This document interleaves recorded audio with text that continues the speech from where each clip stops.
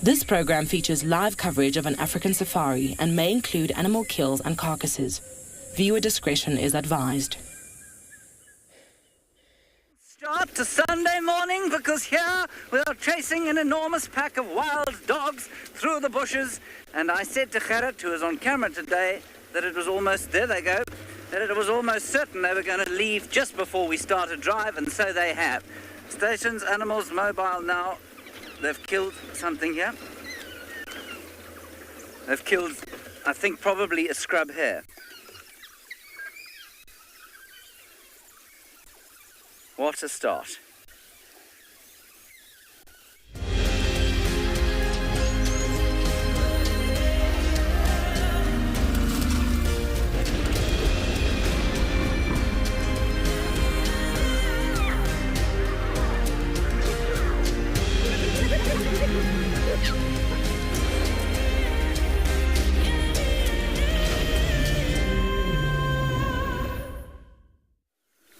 So they've just eviscerated a scrub hare here, and there are more just around this corner. Let me keep going around here. I'm not sure how long we're going to be able to be with them for.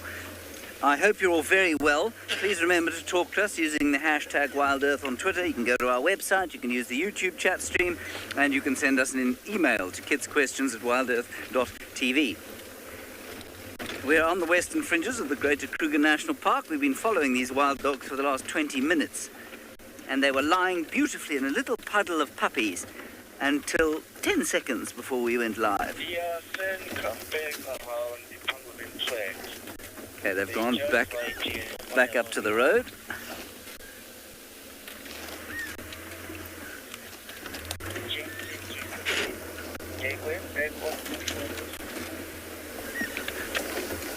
Copy, on my way.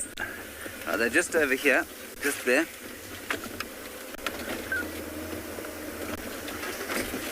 There we go, straight in front of us. I'll probably have a little drink now to help wash down the scrub hare snack. 3 molecules each that they got. Absolutely mincemeated it. Poor little thing. I think they're eating huge numbers of scrub hares, actually.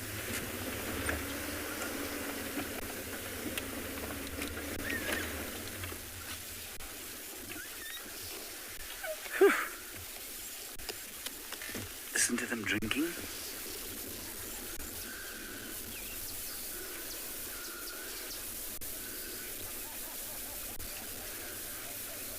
You can probably just hear one of the guests on the other vehicle now laughing with such joy at seeing these wild dogs.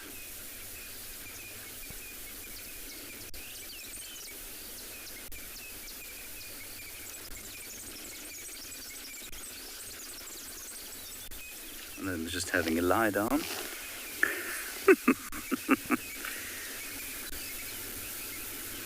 wonder if that's like having a milk bath.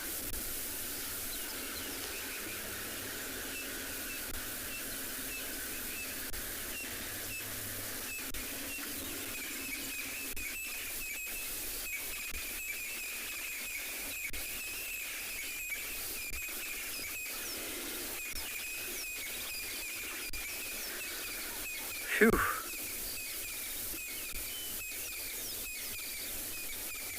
I honestly didn't think we were going to get them at one stage. I'm quite impressed that we did. Not with myself, but just with nature for giving them to us.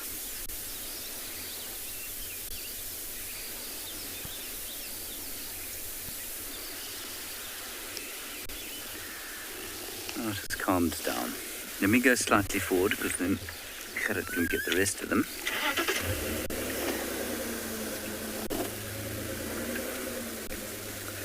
Yes, so 50. It is amazing how fast they are. But it's also, you know, they look like they're going so fast because obviously the impression of speed is that much greater when you're watching the bush fly past on a camera. But yes, they do. I mean, we followed one across the clearings outside camp this morning, and we were going, I don't know, 40 to 50 kilometers an hour, which is pretty quick. So, as expected, whatever they ate has not satiated them or sated them, and they're now going to seek out some other form of delicious meal. Or meal. Might not be delicious.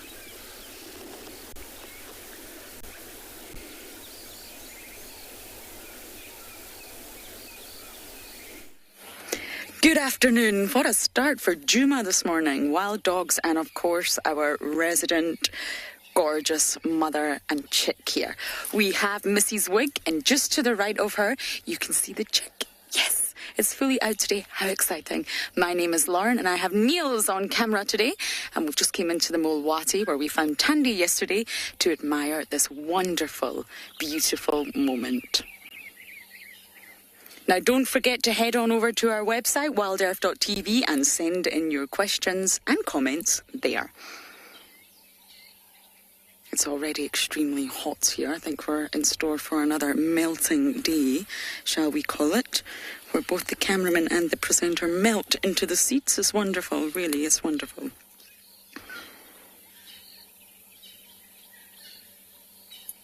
(26 degrees Celsius and 78 degrees Fahrenheit.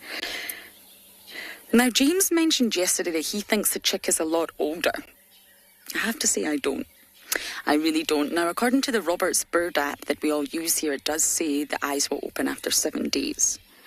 But I've been doing a lot of research into the owls, as you know, and you find that between 4 and 7 days, the eyes will start to open. Now, it's obviously sleeping right now. It's still very altricial, still very weak. I've not seen it move yet.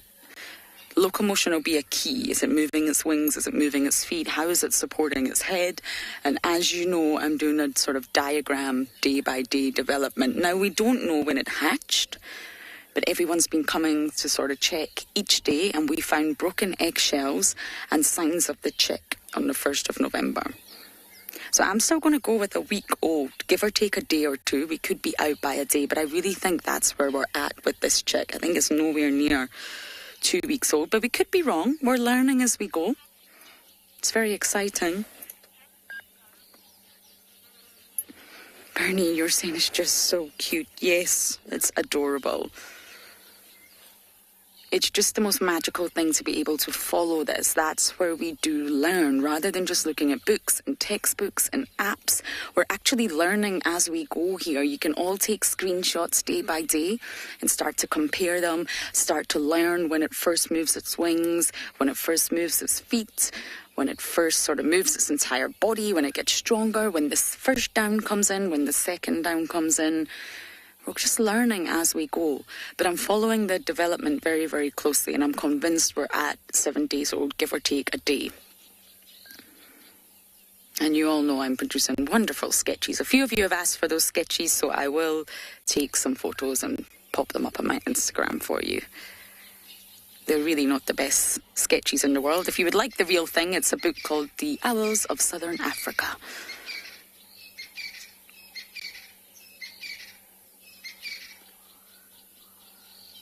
And Mum will leave. They say that Mum doesn't really leave until 10 days old. But she has to defecate. She will take moments away from this site, even just short moments, to sort of avoid messing up this nest. So she may leave at longer periods at 10 days, but I think before that she also has to leave. She has to move her own body. Can you imagine how stiff and sore you would get there? Defecate, stretch, move those wings, shake those tail feathers. But if any of you watching really are experts on owls or spotted eagle owl development, please do let us know.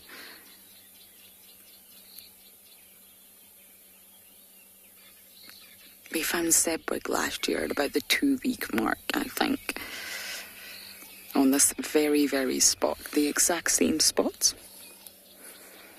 No mother, we just found a ball of grey fluff.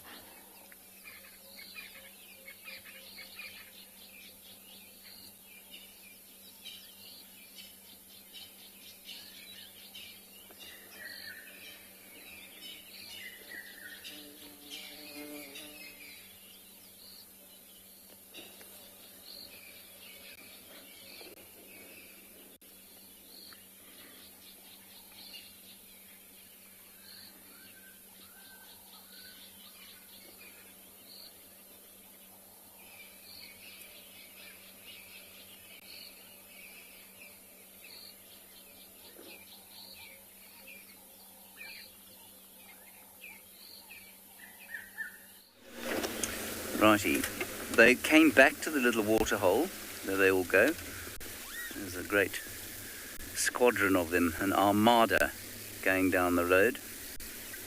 And if you happen to be an impala that was caught in their way, well, I suppose you could say that you'd feel quite scared. I'd certainly feel quite scared. Right, as we turn around and follow them, I'll tell you a small story about this morning and how the complacency is something that is dangerous out here. I was on my way to fetch a salty crack for my morning snack in the dark, and I should have had a torch, but I didn't. And a hyena arrived in front of me. It was still dark, and the hyena reacted very differently from the way they normally do. And it stood for a second and took 2 steps towards me. So I shouted very loudly at it and it ran away. But it reminded me that we must never be complacent. And I imagine the feeling that I had there was about 1/100th of what an impala will feel at the sight of this lot coming towards them.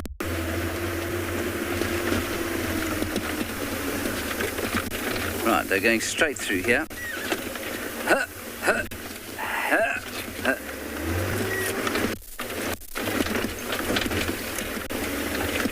It can be a little tricky following wild dogs, of course. It's not always the best view when we're moving, but this is how you do it. They're all just sort of trickling through there. If you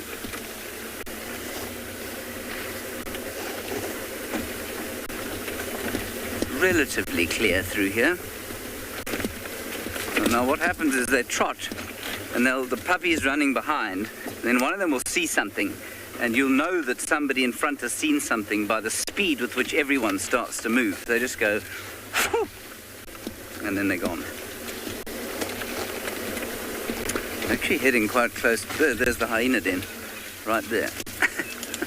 They've gone past the hyena den. Didn't even give it a second look. They're now on their way towards Treehouse Waterhole.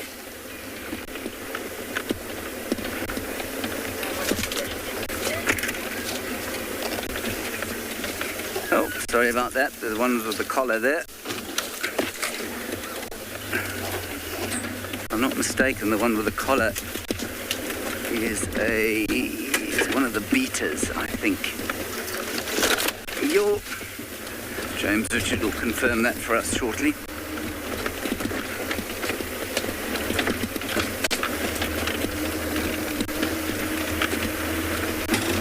Go to Treehouse Dam, guys, if you can. So they're right, I think they're at the dam now, actually, which is just down through here.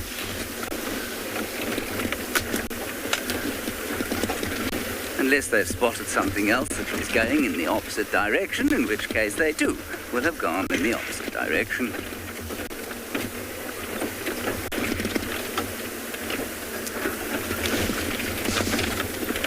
No, Paul Ziller, wild dogs do not hunt and kill hyenas. They will kill a hyena if they can, but not to eat it, because hyenas and wild dogs don't like each other very much. And indeed, you have a situation where hyenas will follow wild dogs in order to pilfer their kills from them. And in fact, the first wild dog we had this morning had a hyena following it. Oh dear. There are two of those things that cannot be mentioned sitting at the dam here. But I don't see any dogs. I think they went down this way. I think we must cross the wall and head that way.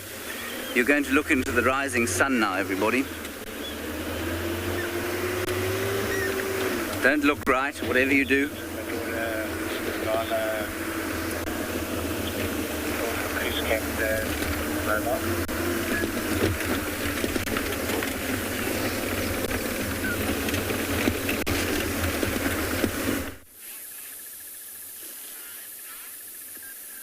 Our incredible morning here at andBeyond in Ngala. We've just found that one lioness with her small youngsters. And we haven't seen them for quite a while, but you can see where she's positioned herself, like on top of this little ridge on the bank of the river, just so that there's a nice vantage point. But also, I can just imagine where these cubs might have been. There's quite a lot of thick areas here where she could just hide them and eventually bring them back, or call her, them back towards her. So I'm Nikki. I'm going to be your ranger here at andBeyond in Ngala, and with me on camera we have Owen. So funny enough, we were actually following a leopard into the riverbed, and then we couldn't see the leopard anymore. And as we moved around to see if we can get another glimpse of this leopard, we came across this lioness with her youngsters lying on the bank. Now, we haven't seen the youngsters for quite a while, and it might be because this lioness was with the rest of the pride. You can see this young cub looks a bit skinny, especially around, if you look at the back around the hips. You'll notice he has lost a bit of condition. This looks like the young male.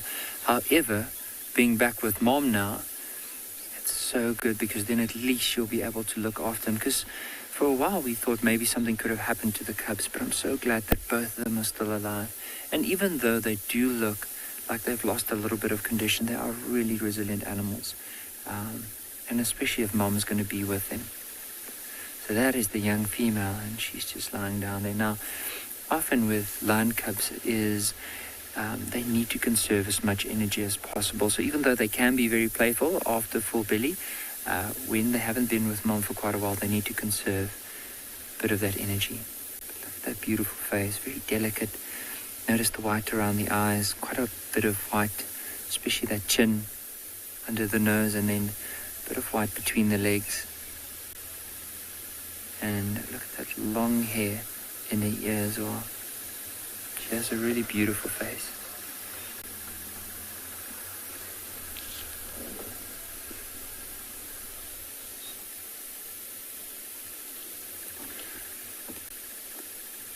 How's that for a scene? And when you look at that young female and you look at the mom, one can almost see the resemblance, especially with that white. And also the color, you'll notice that the mother is a lot more golden in color in comparison to that young male, who is more of a gray color, darker color, probably like his dad, who has also a bit of a darker coat in comparison to the female.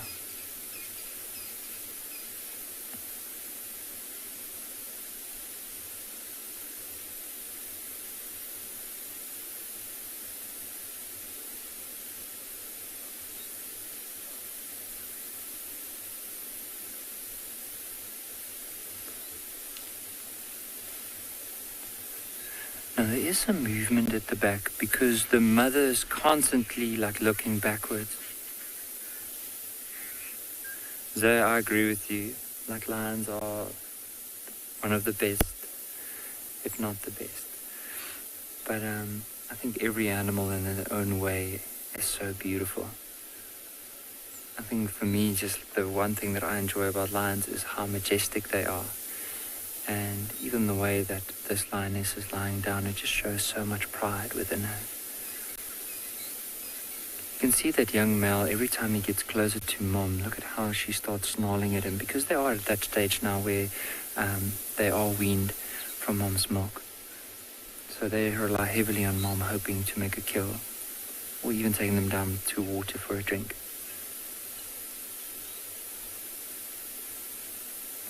But it might have been that the whole evening she was probably trying to find something to hunt. And wonder what she's seen.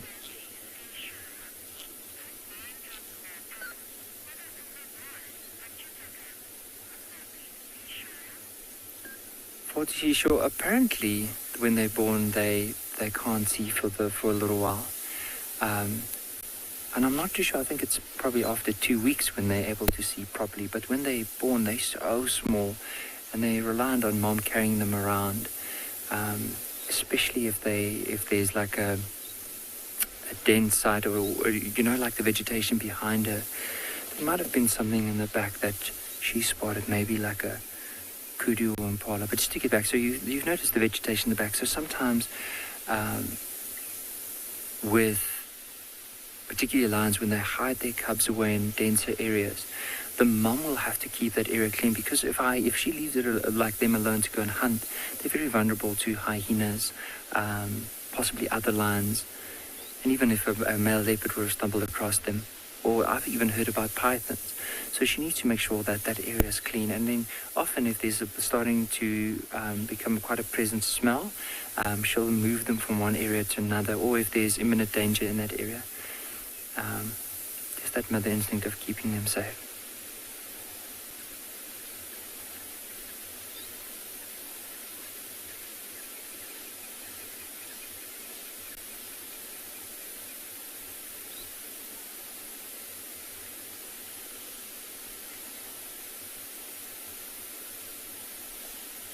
And who knows, maybe in the next 3 years, this young cub will grow all the way up and look like the mum right next to her. But just look at the two, if you had to compare the two in size. You'll see how much bigger that mum would be. Probably even close to 110 kilograms heavier than this youngster. But who knows, maybe in the next couple of years that little one will grow up and lie down right next to mum. And who knows, even from there, maybe have litter of her own right next to her. So it's a beautiful story, being able to follow them and spend some time with them and see their behavior.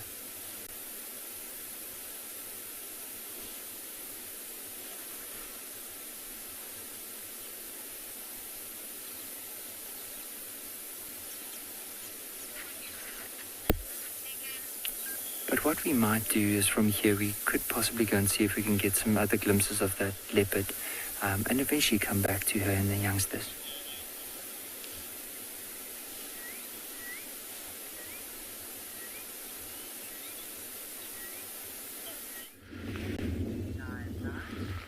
Good morning, good morning. It is a beautiful, cool morning here in Tswalu Kalahari. Guys, we are busy following up on some fresh lion tracks that we just found. We're in an excellent area for the lions. By the way, guys, my name is Moritz. Behind the camera, we've got David. So we've picked up on tracks for one big male, and it looks like 4 female lions. And they cut straight into this open area. So we're just going to see if there's any tracks crossing over any other roads. We've got some blue wildebeest here, looking in all different directions, so I do think the lions are not far away.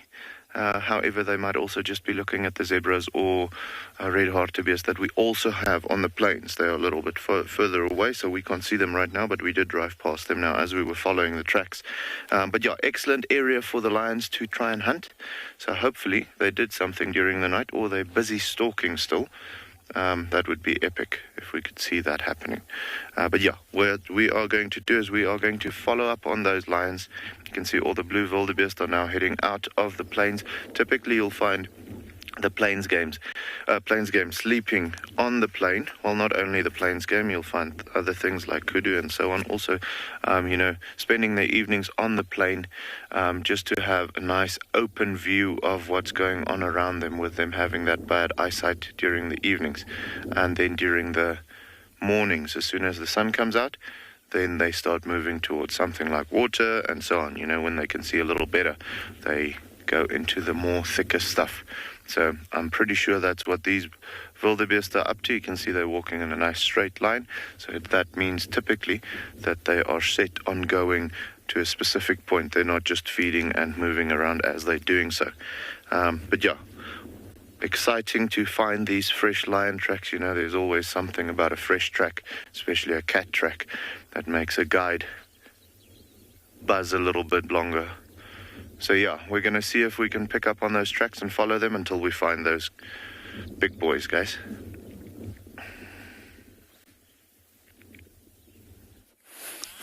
Tandy and cub, everyone. We found Miss Tandy and Maping Pan, as they say in Shangaan. So little boy, he's very skittish without his mum around. So we had Tandy yesterday, and he was obviously not too far away. Okay, they've gone out of sight, so we're just going to quickly reposition. I don't want to lose them. They're very mobile. And when it comes to a cub, although mom is here, we don't want to scare him. We don't want to go too close. Tandy's very habituated. We know that. We've spent years with Tandy. But the cub, not so much. That's why you just have to drive a little bit careful. They're playing over here.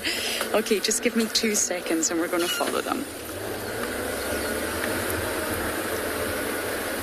We're going to get a view in about 2 seconds. You ready, Niels? Bless you, Tandy. She's sneezing.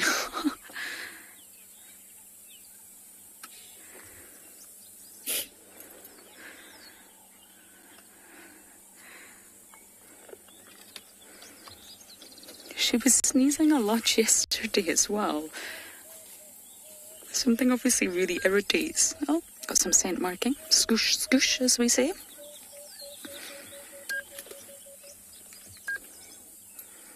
Isn't that lovely in the morning light? Oh. He's getting so big.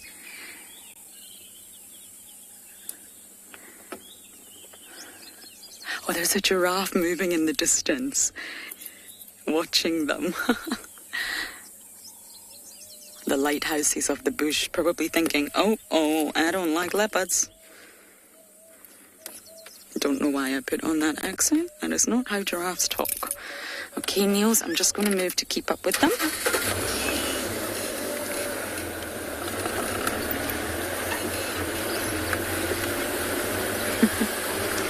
It is raining leopards here in Djuma. Okay, they are going to cross soon. I wonder if they will cross into Chitwa or Torchwood. But they're moving in that direction. And you can see the giraffe, Niels. Look at the giraffe just watching them. Now, a leopard couldn't hurt a giraffe, but still, they're aware that they're predators. I think what I'm going to do now is just move, so we're going to lose them for a bit. I want to relocate and get ahead of them. When it comes to cubs, I don't want to follow behind, so we're just going to drive a little bit and get ahead of these animals.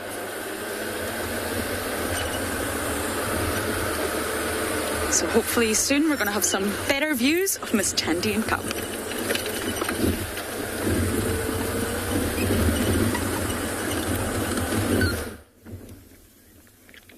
Good morning and welcome to andBeyond Phinda Private Game Reserve, where we've found a rufous-naped lark that's sitting up on a dead tree, busy calling in the morning light.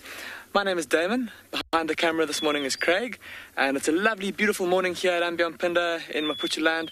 The sun is really intense already, even though it's so early. We're expecting quite a warm day. Luckily, there's a bit of a breeze that's blowing. And this lark has been sitting.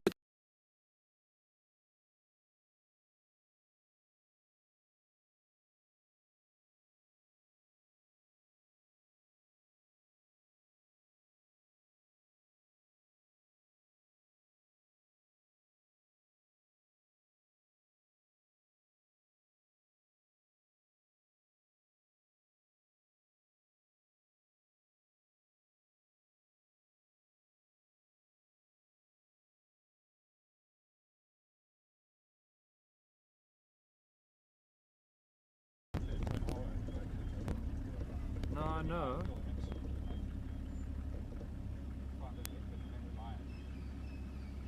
To make sure that his voice can get heard from as far away as possible.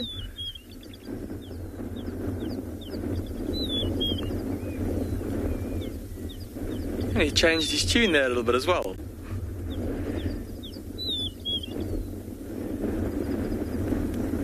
So have a look on the top of his head, and you see there's almost like a little ridge there. And it's tough to see from here in the light, but that's where he gets his name from, the rufous-snaped lark. It's quite a rufusy colour.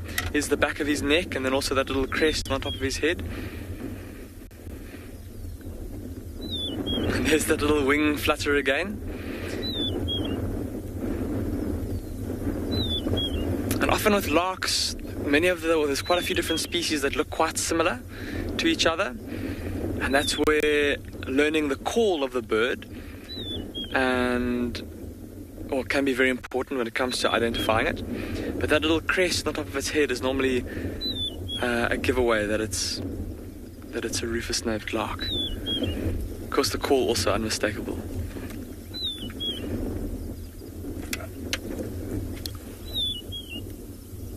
And we've even started to see these rufous-snaped larks doing their display flights as of late. But I don't know, we're going to wait for him to do that. I think he might, there we go, take off and head off. So we'll leave him to continue with his morning, and we're going to carry on and see what else we can find for you.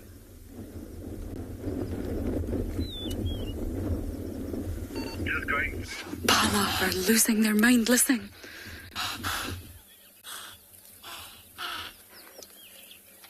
It's a bachelor herd, all males.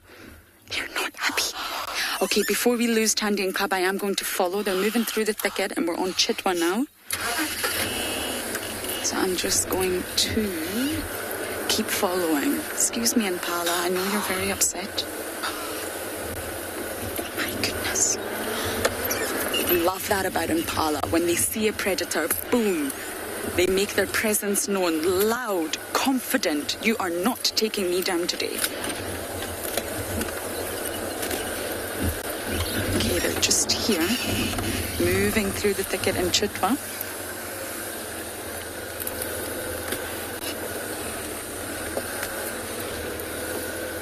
I'm just going to drive really slowly. This cub is very skittish. Neil sees him.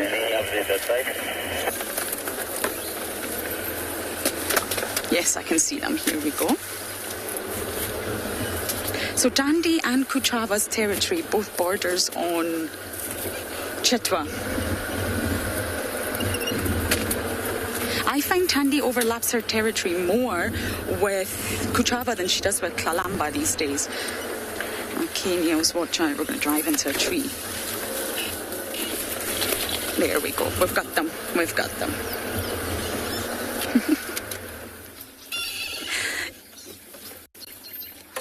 There's no way this cub is Tingana's. No way. It's definitely Mulwati's.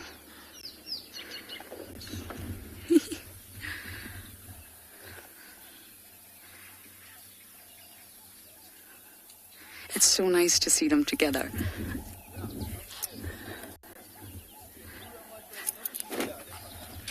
Something's running over there. Something's running away. I don't know what that is.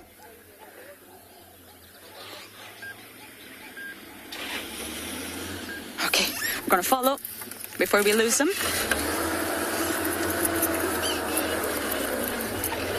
Having to ninja my way through the spider webs. I've got the move down to a T now. just like that.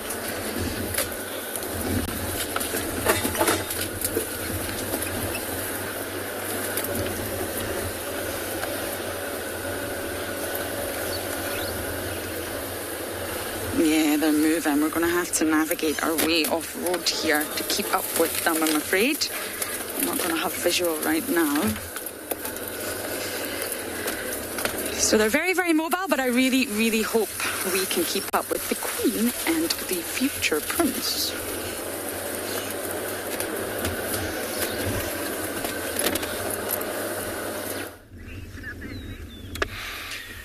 We haven't got very far from where we left that river-snake lark, and Craig and I have found a relatively large herd of buffalo that are taking it easy, lying down on this ridge line. How's that for a view behind them? That valley and then the mountains in the background.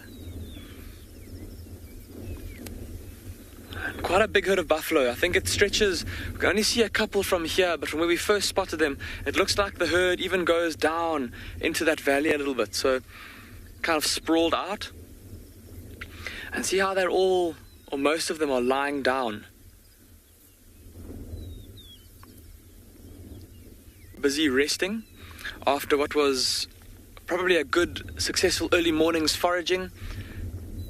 Again, just looking at all the greenery all around us, these buffalo would have been grazing through these hillsides, taking in as much grass as they possibly could. Now they've lain down, and they would have chewed the cud, ruminated for a bit, and maybe a little bit later, before it starts to get too hot, they'll get up and start to move down the valley into some shade. Maybe going to go look for a pool of water down in the valley below in those dry riverbeds that have, after the rains, no doubt filled up somewhat. Looks like there's one buffalo cow off by herself that's starting to feed. She's obviously a bit more hungry than the others. There's a particularly interesting looking cow in among there. Sophia, you're asking how big a buffalo herd can get. Well, Sophia, buffalo herds are typically made up of different family units, so often a bull and a couple of cows and their offspring, and then the herd is made up of all of those units coming together. And Sophia, under the right conditions, there can be several of those herds that come together. So you could have a couple of herds, each numbering 100, that all group together. So you could end up with herds, several hundred. I think the biggest herd I've personally seen was probably about 300, but I've heard of herds of 800 and maybe even more. Of course, in times gone by, those herds could have been even bigger, into the thousands. And it's all dependent on resources. We often find that here at andBeyond Phinda, during the winter months, and even I suppose even in other reserves, I've seen it as well, where in the drier months when food is a bit scarcer, the buffalo herds almost seem to come together into massive super herds, where they, or if you will, where they obviously become a bit more concentrated around resources. The grazing isn't as widespread, and so they've got to kind of focus their efforts on certain areas. But here on Phinda, Sophia, the biggest herd that I've actually counted, where we actually sat and one by one counted each buffalo, was about 120. This herd, like I said, there's quite a few more of them on the other side of this ridge. So I don't think we're getting an idea for just how big this herd is. I see a couple of buffaloes have even laid their heads onto the ground. They're fast asleep, taking advantage of this lovely cool breeze that's blowing. Like I said earlier, the sun is really intense and there isn't a cloud in the sky. Today is going to be an absolute scorcher. And these buffalo will want to get away from this open area a little bit later, go and roll around in the mud, cool themselves. It's interesting now, just in the last couple of minutes, these buffalo actually, there's more and more of them lying down. So I wonder if this is now actually just the end of their feeding that they're coming to now, and they haven't yet started to ruminate. And that will come only a little bit later. But now, as I say that, one of them stands up. Look at that buffalo that's looking at us there. Look at how covered in mud his sides are. Probably from yesterday's mud bath. And then have a look at his horns and how they curl all the way back over his neck, and how he's got that helmet of bone on top of his head. Not a super big boss just yet, and doesn't have those bumps and convolutions that a fully grown bull has just yet, so still quite a young bull. But looking at those horns, he looks like he's going to be a super impressive buffalo bull when he gets older. But there we go. Look at that. There's that buffalo cow that's busy staring at us.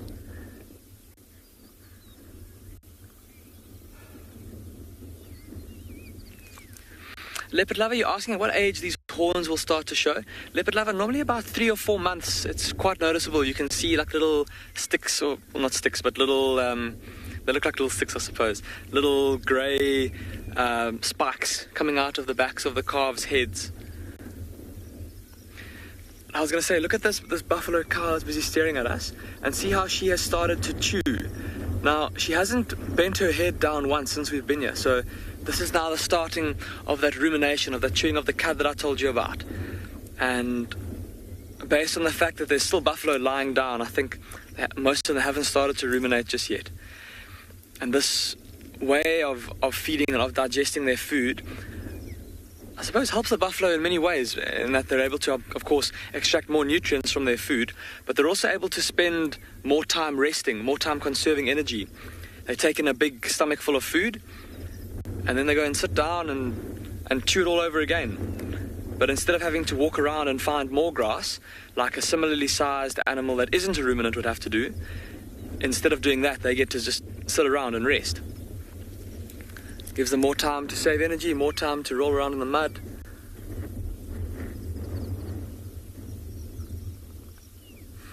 Look at how tightly packed they are. They're all lying right on top of each other.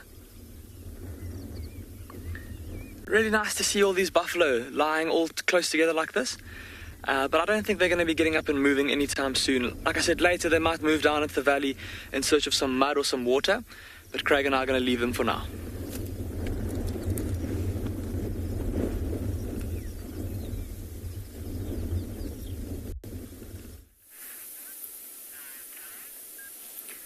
So have a look at these termite mounds, and you'll see at the very top of them, and even on the sides, you'll see some movement.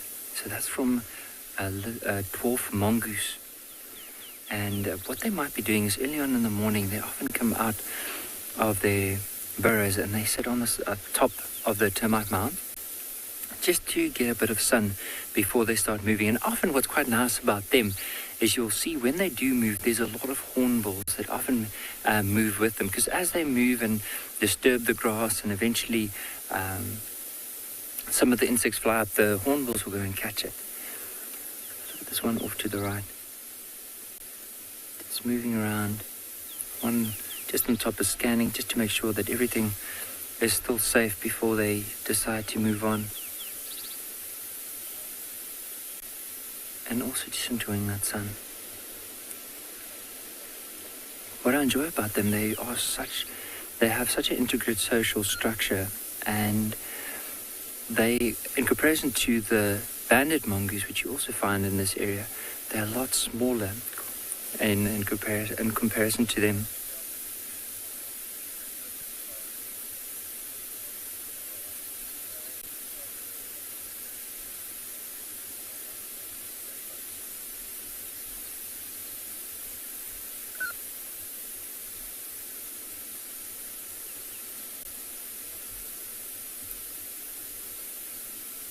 I can actually hear some hornbills around, and so there are some theories that apparently the hornbills, if they don't come out early in the morning, they will actually go to these mounds where they know the dwarf mongoose would stay, and then they would actually call to wake them up, and then as soon as they wake up and start moving, then of course they'll just be around in the area. Don't know if you can hear, there's a bird calling in the back like, it's a pearl-spotted owlet that's sitting in the tree nearby.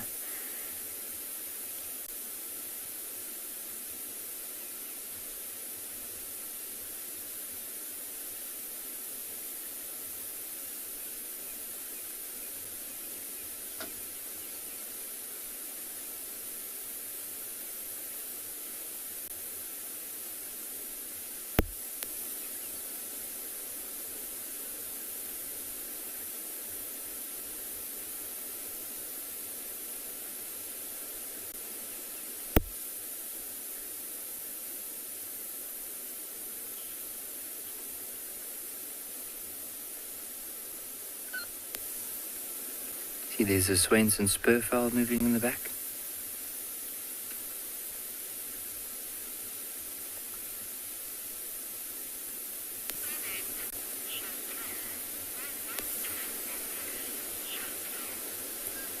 Chantal, I can imagine why you must love a dwarf mongoose.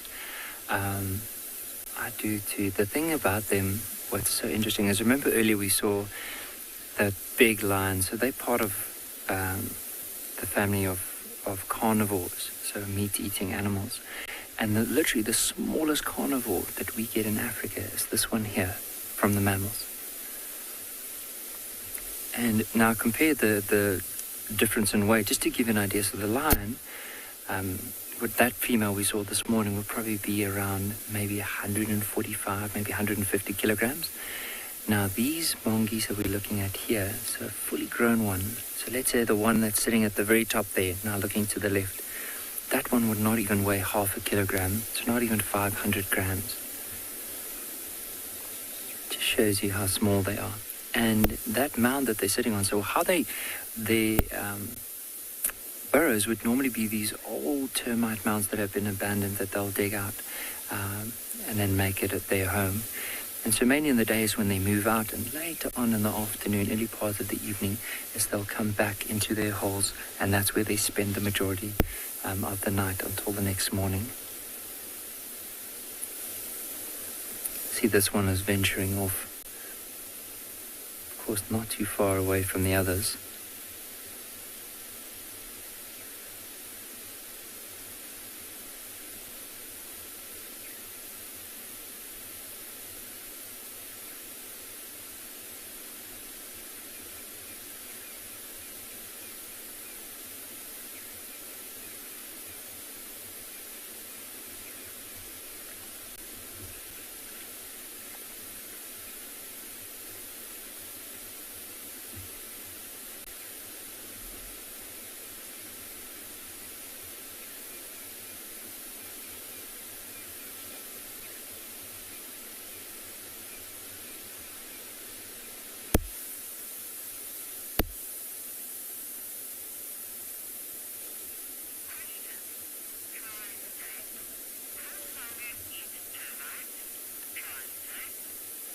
Tries that they will.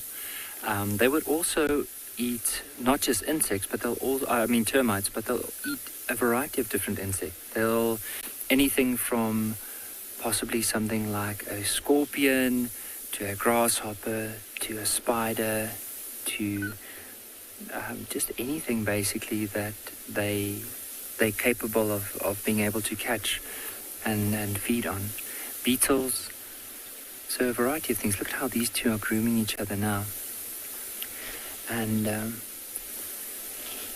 see the one just grooming behind the back there, just behind the ear, just keeping that very strong social bond.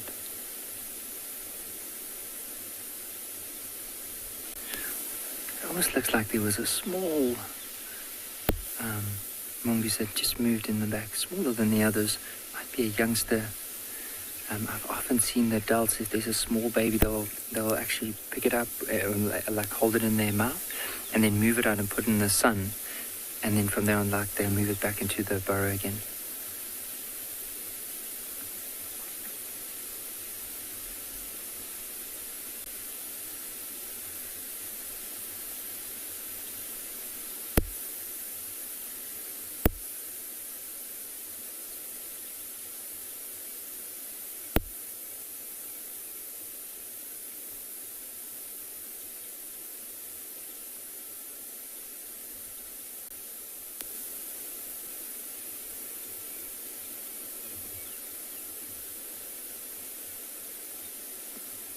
looks like this one might be covered with fleas. Because see how he's just scratching his back, like around the front part between his legs.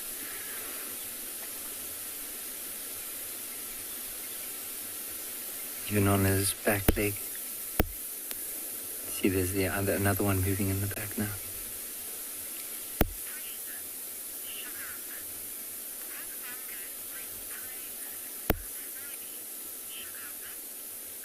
Sugar, but I'm not sure. Like, I don't know, excuse me, if they would do that though. I can imagine that like this is just from what I've seen around, but I'm stand to be corrected on it, and I'm definitely going to read up more about it and hopefully be able to share that on our next drive. But so what I'm thinking is that maybe the mothers will go out and they would feed, and then like produce quite a nutritious milk, and then like come back to the burrow and give it to the youngsters until they are capable of being able to move by themselves. And of course, if they are then with the parents, and the parents do get something, they often can get quite feisty and then try and grab, if there's, let's say, a grasshopper in the parent's mouth, they'll try and grab it, and they might just allow them to have it. But from going and catching something and bringing it back to burrow, I don't know if I've seen that before, but I'm definitely going to read up more about it and be able to let everyone know. But also from our viewers, if you had seen that or had an experience with it, we would love to know, and please pop a little comment about it. Because I mean, for us, we learn new things each and every day.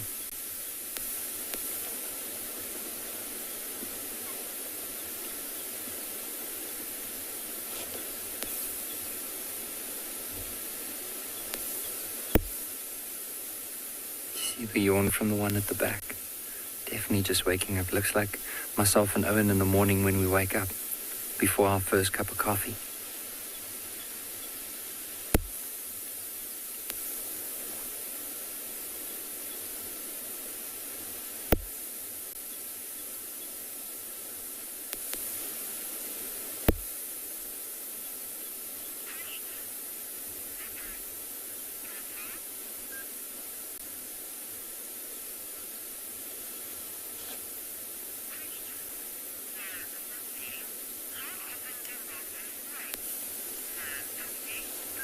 So 50, I'm not sure the intervals at which they do mate. However, I do know that with them, they don't have a long gestation period.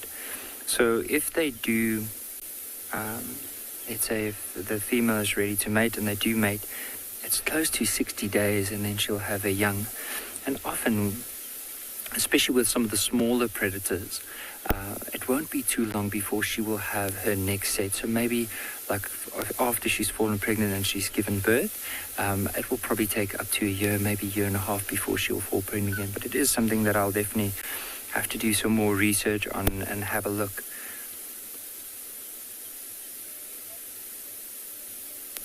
But also the other thing that's quite interesting about them is that with these mongooses, so often the males, so you'll find sometimes that the males, once they get to around about 2, maybe even 3 years old, they'll start moving away from this particular group, and they'll find other groups and then go and join up with them. And that's one of the ways that they do spread their genes, and there's not a lot of inbreeding, that it's just the same individuals within a family and they stay together the whole time. You do find these males will move away.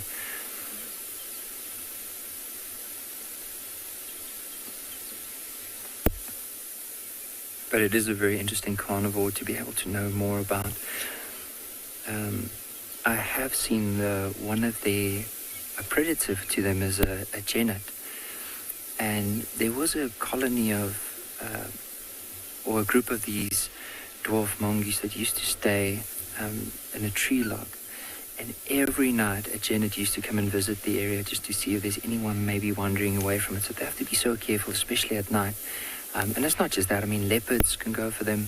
There's a chance of eagles, maybe owls, later part in the afternoon or early part of the morning. There's a variety of different things. Snakes, honey badgers. And so they need to be constantly aware of what's going on around them. And I can imagine how intricate that tunnel must be under the ground.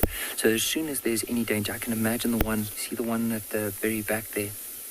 It will give this loud shriek, and all of them would know there's danger and immediately run into the hole for cover.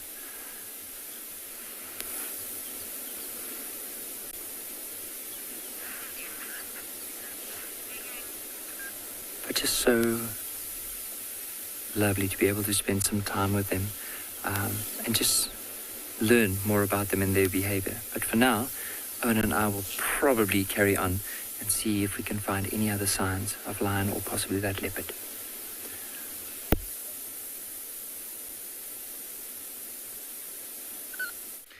Welcome back, everybody. You've joined us just in time. There's a rock monitor lizard that is now disappearing into that bush. Oh dear. Well, I hope you got to get a brief glimpse of it there.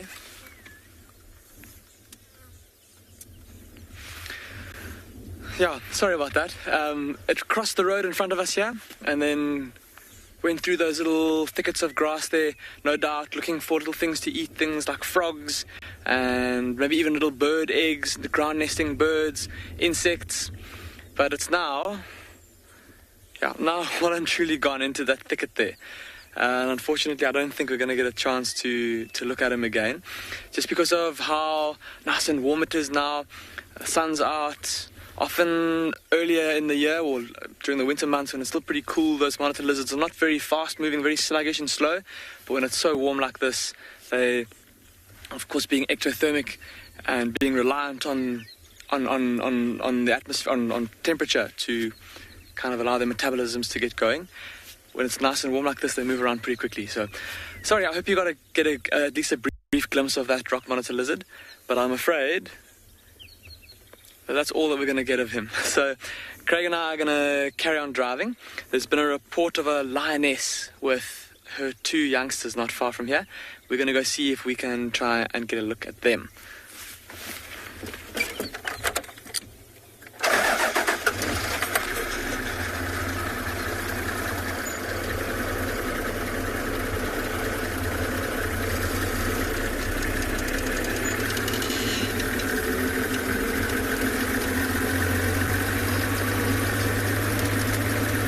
Oh, there's a giraffe as well.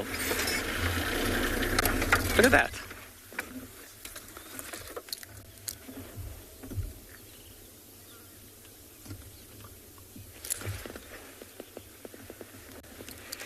Big giraffe bull.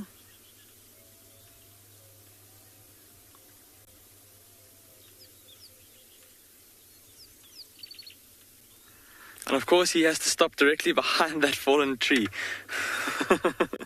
But he looks like he's staring at something.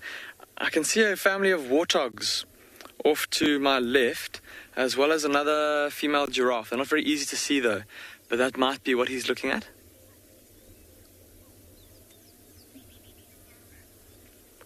But as that giraffe walks off into the distance, we're going to keep on driving and we're going to go see if that lioness and her 2 youngsters are still around.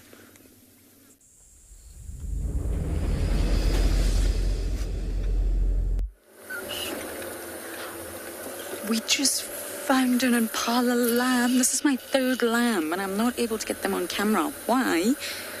Because mother separates herself from the herd, so there's no other impala around, and it's just her alone with her new baby. It's a baby moon, not a honeymoon, a baby moon. And they're normally off in the thicket, but this one was tiny. They're all going to start dropping now. Lamb, lamb, lamb, lamb, lamb. Once that first ewe has a lamb, it's a knock-on effect, and they're all going to continue to drop lambs, flooding the market. It's going to be a feast for the predators, but it's a remarkable strategy for impala to survive and thrive. One of the reasons that they're so successful out here, at least in the low veld. So we had to leave Tandy and Cub, I'm afraid. It got very busy, very, very busy. So we've let them be. Hopefully we can maybe return later. And we're searching Torchwood to see what we can find. New territory for me. For those of you that are not sure, Torchwood is a property to the east of Djuma. They're right next door to each other. But we never used to be able to traverse there, and now we can.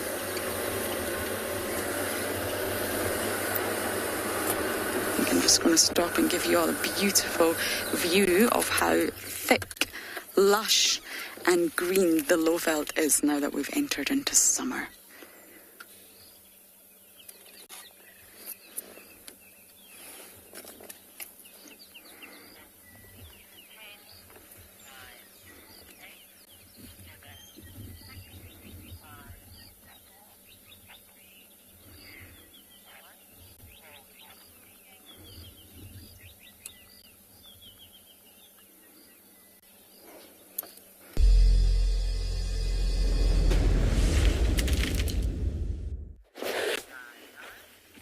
Alrighty guys, so just an update on the lion tracks.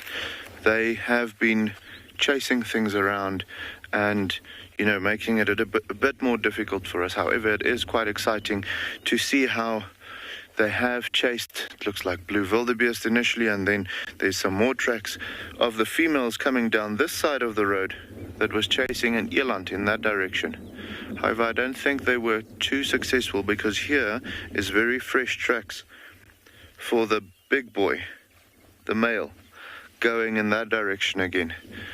So it's possible. I also see there's an oryx standing way over there, but it's far away, don't worry about it. It's possible that they chased it in here, missed, and then turned around and started walking, and the female tracks are just not on the road yet, possibly walking over there. So yeah, luckily these tracks are looking really, really good, the male ones, and it's always nice to see a big, beautiful male lion. So I'm thinking that when we find him, we'll find the females as well. He looks to be kind of following wherever they're busy hunting. So probably both of them, or both sets, relatively hungry. So I don't think he'll be too far behind.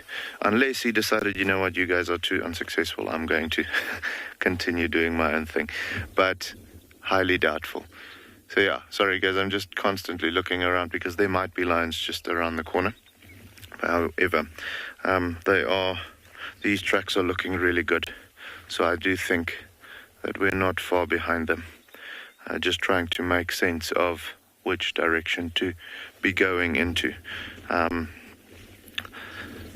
Yeah, it would be great to pick these guys up. So yeah. We're going to continue following these tracks, and as soon as we pick up on something a little bit more interesting, then we'll let you guys know.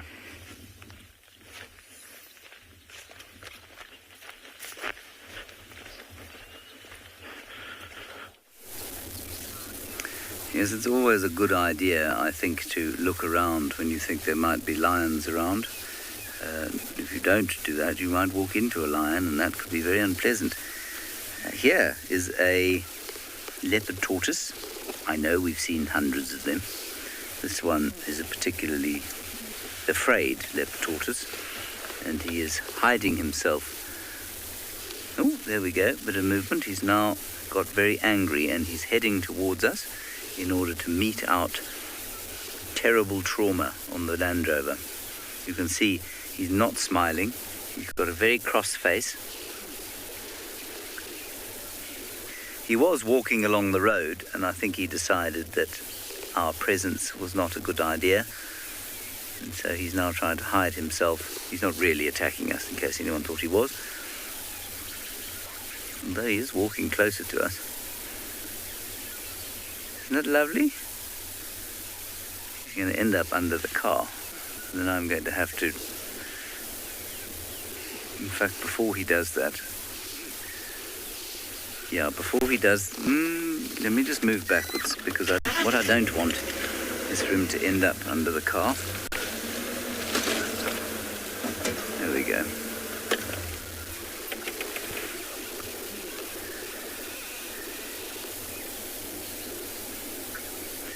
I think I've seen this guy before. You can see that some form of attack. No, it's not him. He's just got a very deep kind of gap between the two scoots on the top of his carapace. That's the shell. Between the three ones on the top there's a big gap. And often on these tortoises you'll find where they were attacked at some stage during their lives and there's a dent there, healed. But I don't think that is. I think that's just an unusually deep... What would you call it? Join, I suppose. Maybe he was attacked there. But there's definitely a tortoise around here, around about the same size. It's got a proper dent. Sonoji, come in.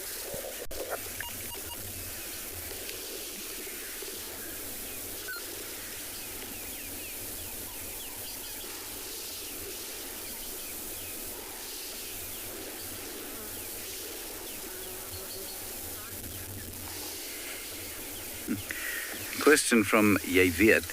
Hello, Leopard. For those of you who don't know, that means you know. If you don't know, but Leopard means you know.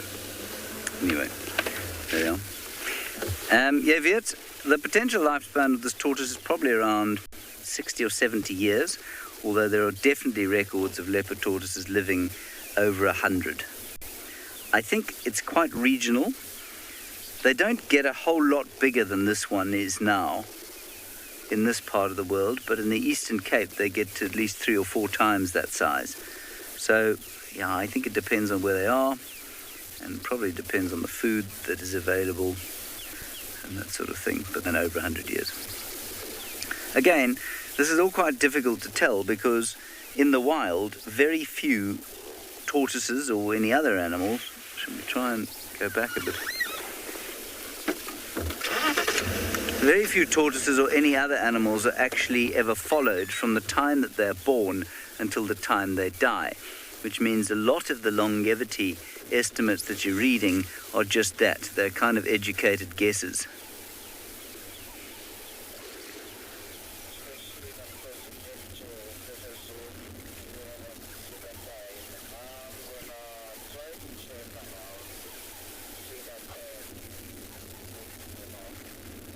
Cool. Well, we'll leave him in the shade and head on and see what else there is.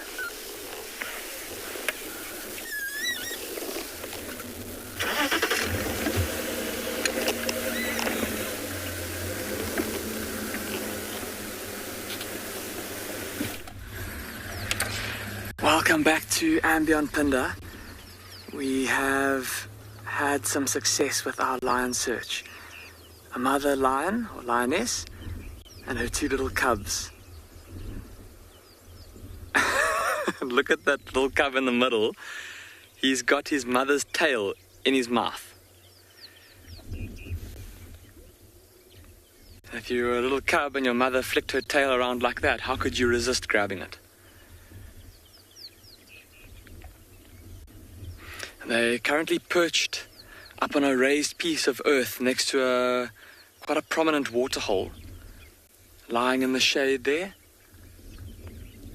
I think it speaks volumes for how intense the sun is and how hot it is already, that these lions are already in the shade. And it's not even, it's only gone 25 to 7 now in the morning.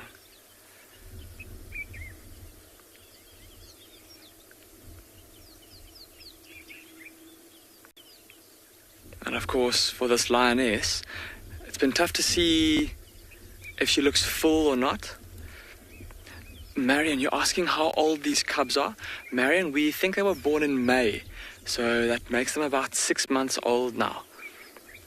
They're still at the stage where they're still very cute and fluffy, but starting to grow into their paws a little bit. Legs starting to get a bit longer in relation to their body size. There you go, mom's up. Let's see, have a look at her tummy, see how full she looks. Doesn't look too full from here. Look at how her shoulders are the widest part of her body from this angle, and her stomach doesn't protrude out kind of beyond or further out than her hips. So she looks like she could do with a meal, and that's what I was going to suggest earlier, is her lying by this water. Because it's a very prominent water source in this area, there'll be lots of different animals that will come down to drink here during the day. And if she just lies in the shade somewhere nearby, preferably somewhere where she's concealed, she might be able to catch something for her and her little ones to eat. Now she's facing us. Have a look at her face. Isn't she beautiful? Have a close look at her nose, everybody. And if you can see the bits of pink on her nose. Now, not a particularly young lioness, if I'm not mistaken. I think she's about 5 years old. But just interesting that she's still got that quite a bit of pink on her nose there. And also look at her eyes. Those mustard yellow eyes. Very pretty. Look at how alert she is as well. Her head's up, she's looking around. There's some oxpeckers that are calling just from the other side of the waterhole. And of course, oxpeckers being birds that sit on herbivorous animals and pick the ticks off and pick at wounds. They'll sit on things, or I suppose any herbivore, from an impala up to a buffalo or a rhino. And so maybe just her hearing those calls, she might have that association with those oxpeckers and with them often being around herd animals. So just looking in their direction to make sure that there's nothing that she can try to hunt that's on its way down to the water. Because if there is, she'll want to get into position, obviously. And her two cubs looking pretty relaxed. The one on the right completely passed out, flat on its side. And the one in the middle, I don't know how it must be very tired, because there's a tail with a lovely little pom-pom on the end of it that's dangling around in front of its face and smacking it in the face every now and then, and it's not biting.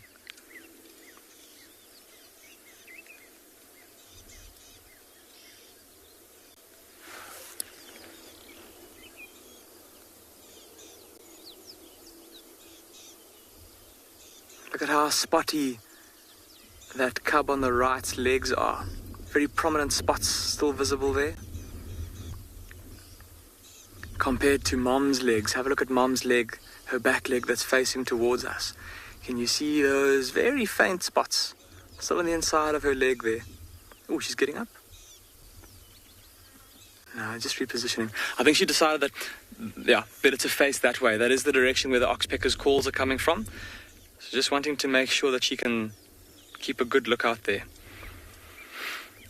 And of course, aside from her lying in the shade to keep cool, she'll also be a lot less conspicuous lying in the shade. Vade, you're asking if lionesses have strong bonds with their cubs? Absolutely they do. And especially when and that's one of the reasons, I suppose, why a lioness, I don't know if you've heard about how lionesses, what they do when they go to have their cubs. They'll go away from the pride and isolate themselves.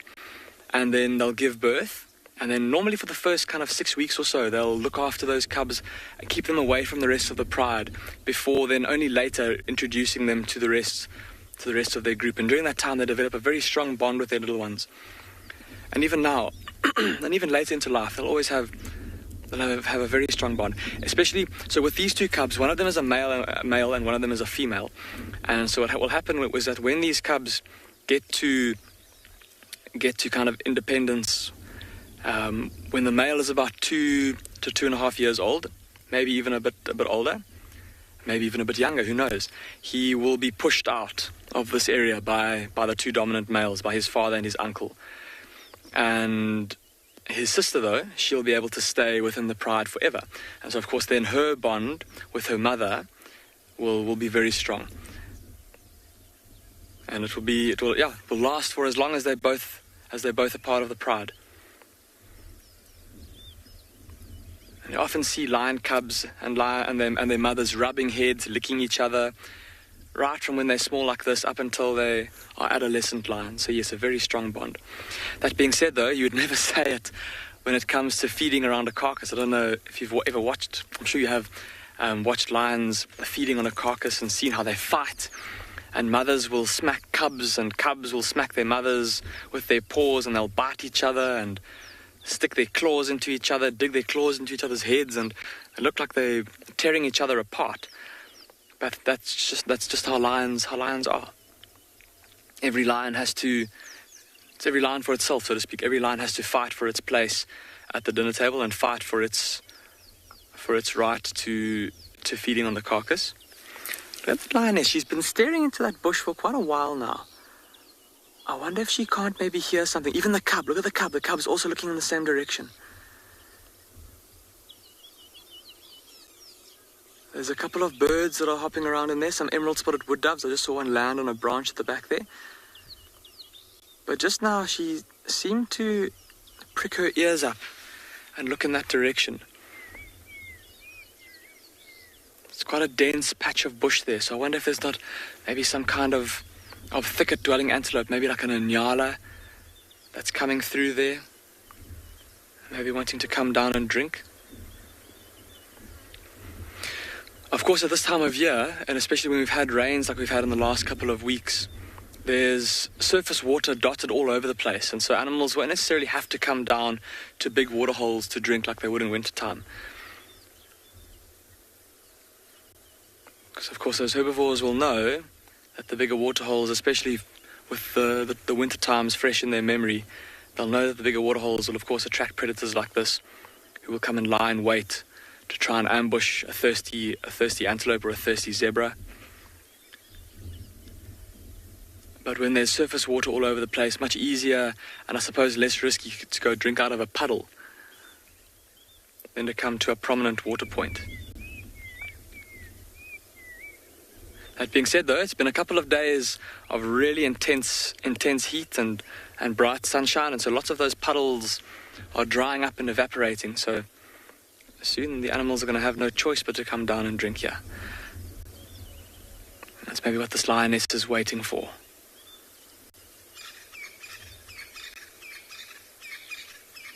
And look at the cubs, they just lifted their heads. I don't know if you could hear the crested francolin calling. Gemma, you're asking what will happen to young males if they aren't allowed into a pride. Gemma, then they'll probably just have to wander as nomads for the rest of their lives. So, for example, with this young male here, it's going to be quite tough for him, seeing as he's all by himself. And within his pride, there are 3 sub-adult males, but they're quite a bit older than him. They're almost a year older than he is. And so they're going to get pushed out of the pride a lot sooner than he will. And so he'll probably have to go it alone. And that's going to be very tough for him, because one young male, the odds of him being able to challenge for a territory is going to be pretty slim. If the other dominant males in the area are all in coalitions, it's just a simple numbers game. 1 against 2, 1 against 3 is never gonna be in the favor of the single lion. He could have a chance though if he's somehow able to meet up with other nomadic males, and it's not unheard of where a lone nomadic male has joined up with a group of brothers or a group of cousins that have also been pushed away and that are also nomadic at a similar time. And it's not unheard of for them to then form like a bigger coalition where there's a couple of related males and then 1 or 2 or 1 completely unrelated male. So that would be his best chance of being able to one day take over a pride for himself. But as a single male, shame, things are not going to look too good for him. But not impossible. There's another pride of lions that lives, it's the pride of lions that neighbors this pride's territory to the north. And they have at least 2 male cubs that are only a few months older than these cubs. And so when they get pushed away by their fathers, or by their father and their uncle, who happen to be the same dominant males that preside over this pride, then I suppose there's a chance he could try and join forces with them. And then form a coalition of 3, and my goodness, that would be a force to be reckoned with.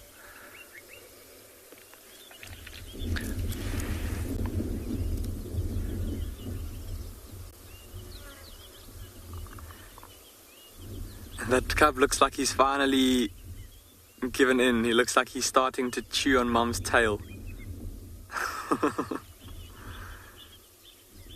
And now putting its foot on its sibling. Looks terribly comfy there in the shade. But I wonder how long that shade will last. The sun is rapidly climbing in the sky, and soon that shade is going to get smaller and smaller, and they're going to be forced eventually to go find some new shade. There you go, just as I said that, there goes Mum. Maybe you're going to stretch a little bit and head down the hill. Let's just see what happens here. I just want to watch her carefully, because she's been staring for a while now into that thicket. So it might be that she hasn't shown any signs of stalking just yet, but it might be that she's going to investigate whatever she heard or saw. And I mean, if the cubs are here, we might as well sit and watch the cubs for a bit. Mum's going down the road, still with her ears pricked forward. I don't know if you can see her there. She's stopped again, looking back at her cubs. And look at how the cubs know to stay put.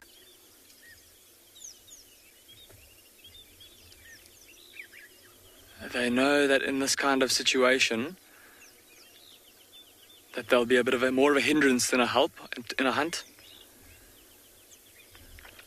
Jada, you're asking if lions purr. Jada, they make like a growling sound that is, I suppose, quite similar to purring, but it's not the same. Oh, shame that Lioness just chased a bunch of Franklins out of the bush. But Jada, as far as I've read, it's not quite the same movements as a domestic house cat makes when it purrs, in terms of movements of the voice box, or the same kind of motions made with the voice box and the vocal cords. Lions have quite a different voice box, if you will, to a domestic house cat, where a lion has got what's called an elastic hyoid apparatus that allows them to roar. Domestic cats have got an ossified hyoid apparatus, so an inflexible one, and that allows them to purr, and that's why they can't roar. Their voice box is a bit more similar to a cheetah.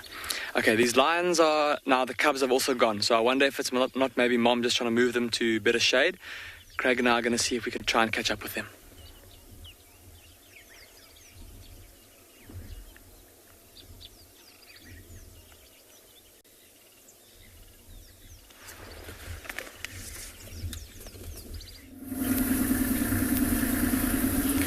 So talking about the lions that Damon has, so just to show you what we've found again, so we came back to that lioness with the youngsters, and she's decided to take them as well, maybe to go find a cooler area to go and lie down. And you can see the way like mom's moving, she's moving at quite a steady pace.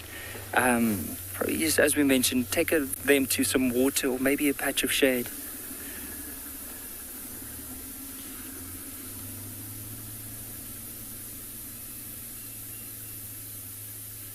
She's moving very, very quickly with them. You can see, and for them, they just need to keep up with her, because she's left them for quite a while, and now she probably might even take them to go join up with the rest of the pride again.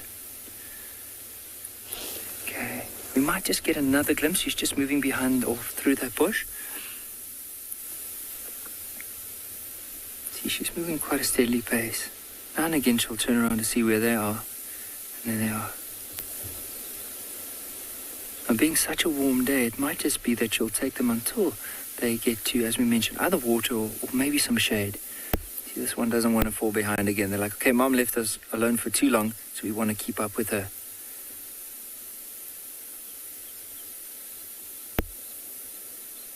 For now, maybe let's see if we can maneuver around to see if we can get another glimpse. But it's incredible just to be able to follow her like this, and just also those young cubs, because we haven't seen them for quite a while. Now what we want to do, because there's quite a bit of vegetation on this side, dense vegetation, we're going to go all the way around and hopefully get another glimpse of them. So just bear as we move around. We also, because they are moving quite steadily, we don't want to get too close to these youngsters. Give them a bit of space so we don't affect their behavior.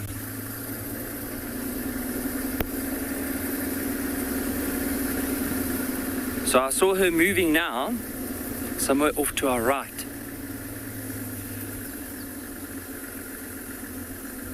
Now there is a pan system coming up here.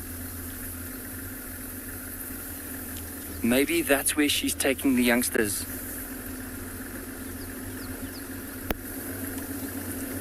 There is some water, so I'm just going to find a space for us here to stop. Hold on. And then, as we said, hopefully she comes down, takes them for a drink. Okay, let me move over here and then we'll stop. Owen, is this all right? All right, so we're just going to stop here. As I said, I'm hoping she brings them down for some water.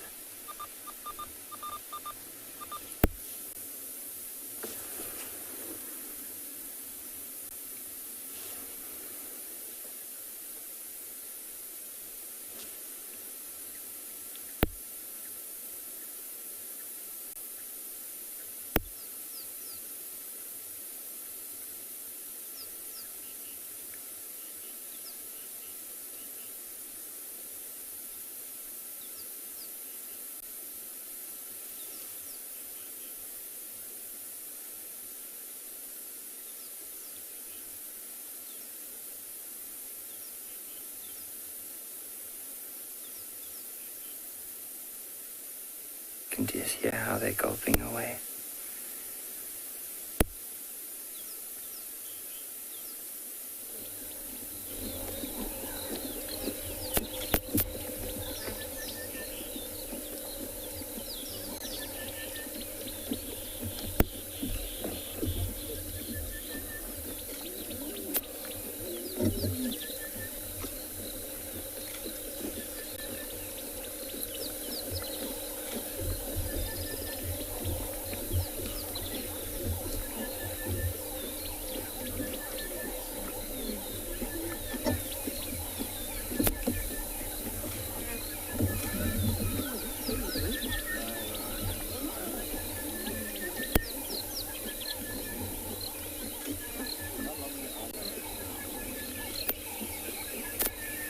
Look how thirsty Mum is, but also those young cubs.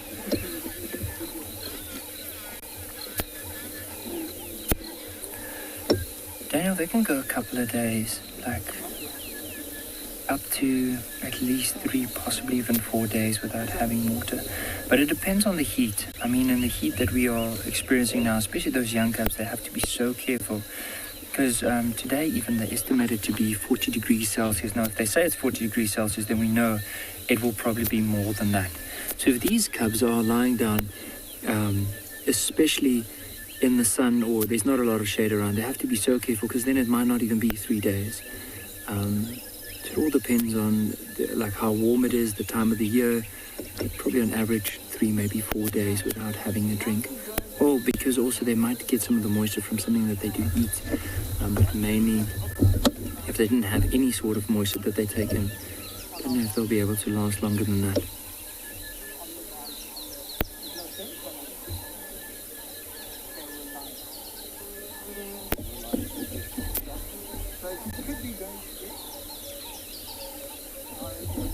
But they've grown so much. Imagine, like from the first time we started with showing some of the drows here at andBeyond in Ngala, they were so small, Mom still had to carry them, and now already they're managing to keep up with Mom.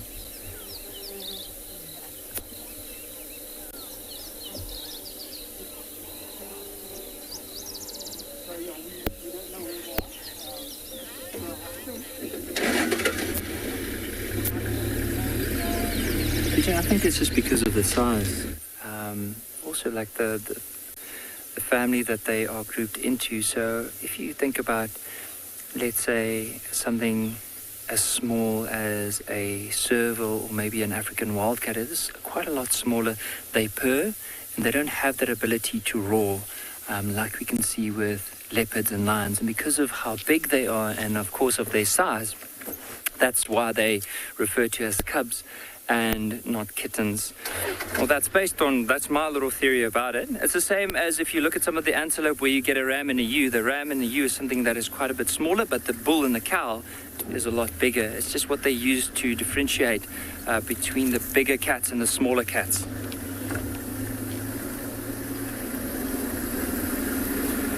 Right, we're going to try and maneuver around. Hopefully we can get another view of them.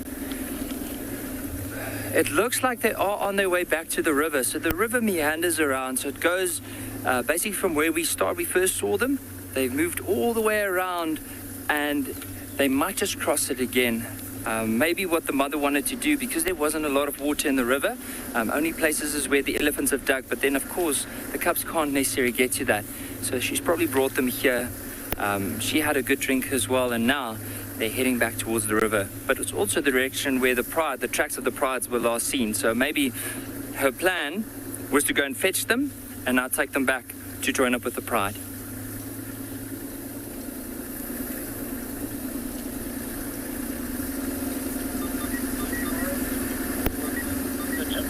Yeah, just today.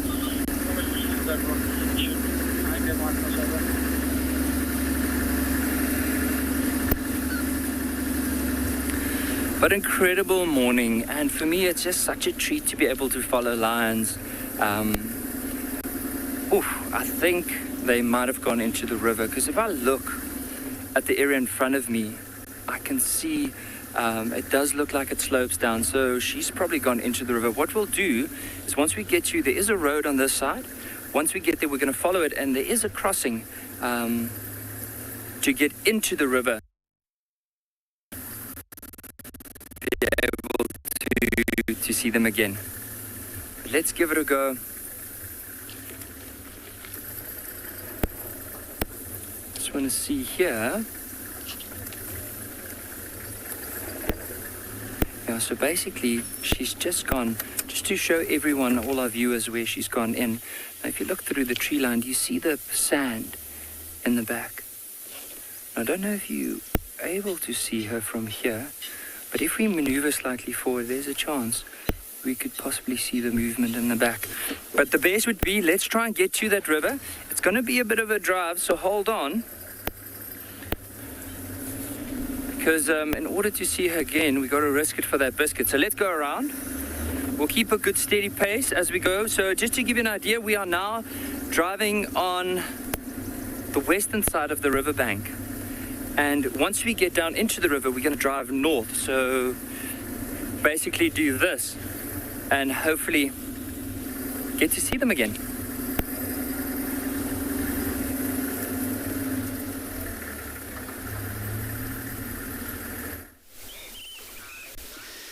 We've got a crested francolin here, which in and of itself is not a particularly astounding thing to have found.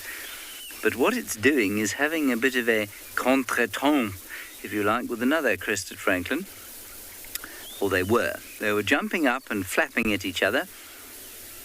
And now they're pretending that they don't care about each other and they're just going to eat.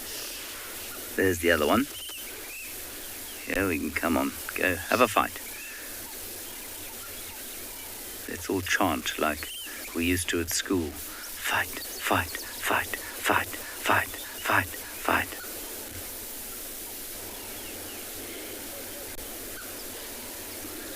No. The aggressors have decided that their fight is private. It is not something they wish to broadcast to the world, which I suppose, for the good of the species is probably wise. You don't want people going around the world saying that crested francolins are a bunch of violent barbarians.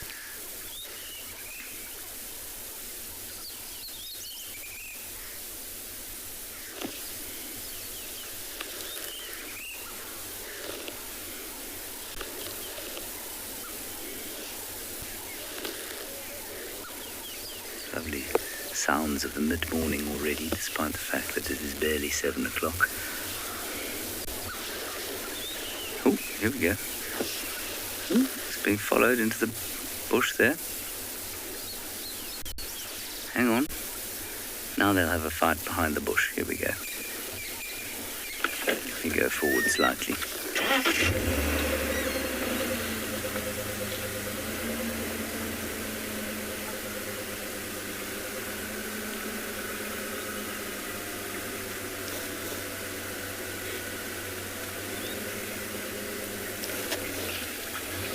Oh, they are painful.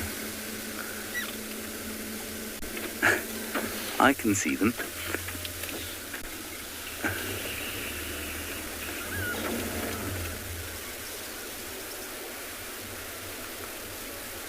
There we go. Right, fight. Come on. Fight. Fight.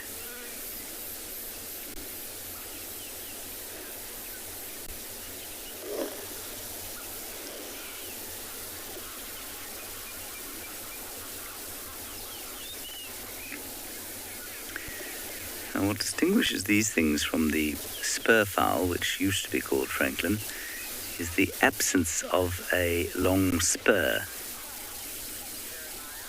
Jeremiah, it looks superficially like a quail, but it is much, much bigger than a quail in this part of the world. The Caracan button quails and common quails and harlequin quails that we get over here are about a fifth the size of these francolins. And they tend to have even shorter legs. Poor little things. Well, that is our crested francolin sighting. I believe it to be now a thing of the past.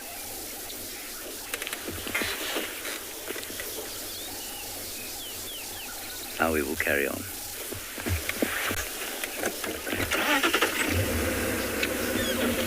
In case you're wondering, the wild dogs have just been refound, so people have been looking the whole time. They did end up at the dam, and they're now asleep over there.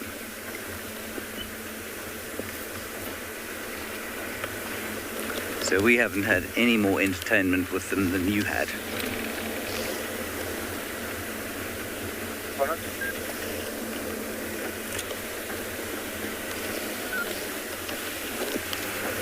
We'll probably head off towards, I guess we'll do a sort of waterhole search for now, because that is going to be our best bet of finding animals as the blazing heat starts to take hold of the low felt this morning.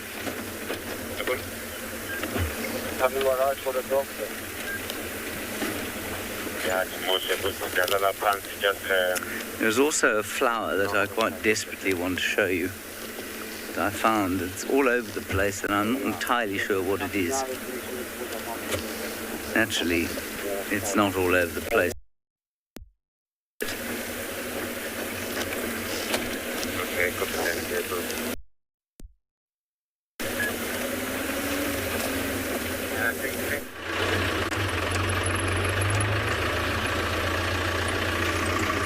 Alrighty guys, so we're still following these lion tracks. They have been moving around quite a bit. We saw them chasing, well, the tracks where they chased another animal once again, but it seems like they are slowly starting to head more towards a waterhole. So hopefully soon we'll pick up on the lions themselves. Luckily we've got all these nice vantage points where we can sit and, you know, once we see the tracks going over a certain vantage point, we can quickly scan the area like this and see if there is any movement. The biggest, thing that we're using at the moment is their tracks, however, because, no matter how flat he lies in the grass, it's still there where he was walking. We'll be able to see the direction that he was heading in. They can't really hide that from us. So hopefully soon we'll track them down. But yeah, just all in all, this is one of my favorite viewpoints in the Kalahari. Just stunning out here. Beautiful, beautiful area. I love all the mountains, and then it just opens up into this stunning valley.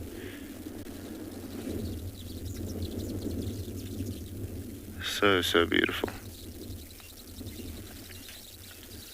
And yeah, I'm not seeing any movement at the moment down here, so I do think what we'll do is we'll carry on following. We just there at the back we found their tracks again crossing over towards the south, so we're going to continue following these tracks and see if we can't pick up on those lions. Okay. Yeah.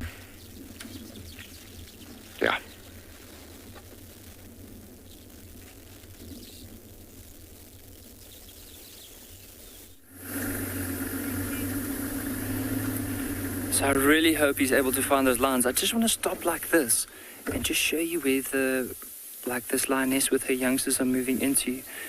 Notice it's a really dense area. You can just see the movement at the back. But what we're going to do, there's a game trail that we are going to hug here. And I know the area here in front. There's an open section where she'll eventually come out. So we don't want to bundu bash behind her. We want to give her and the youngsters some space. So we're going to take this game trail and loop around and see if we can get another view of them. So we're just going to slowly go. I'm trying to look out for any bit of movement. They do contrast quite a bit with this greenery. So let's just keep a good lookout as we slowly carry on. I thought I saw some movement there. Okay, so we're just going to go through here. And as soon as we can find a gap to go into the left here, we're going to try and see if we can get another glimpse. Okay, so there's an opening here for us.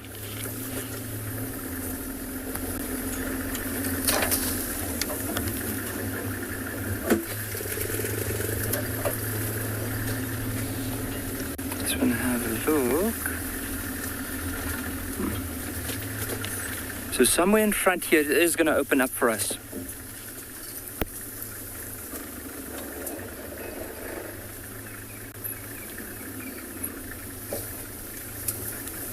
Oh, I can see them right through here. Okay. There is going to be a gap. Hold on.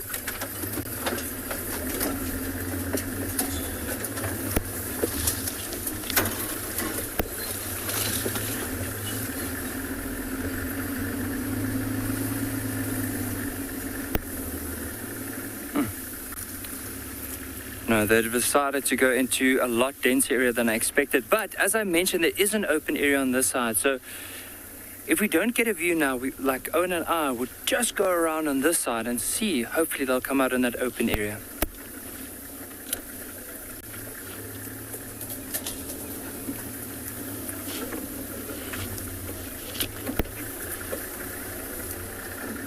Okay, I'm just going to slowly maneuver in between here. Owen, you just watch out, lean into the middle. Lean that out of the way.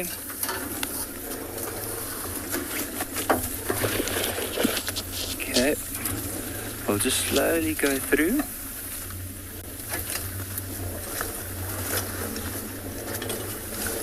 Well done. Owen is our branch manager at the moment.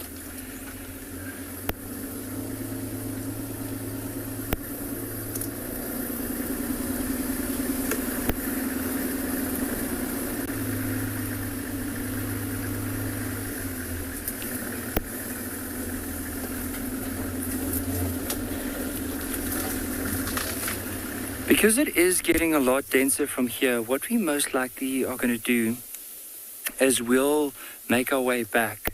There is another game trail on this side, loop around and eventually see if we can get to the front or like just ahead of them and see if they come out in that open area, because there's no use for us. It's getting thicker and thicker, so there's no use for us to try and push through this to try and see if we can get another view.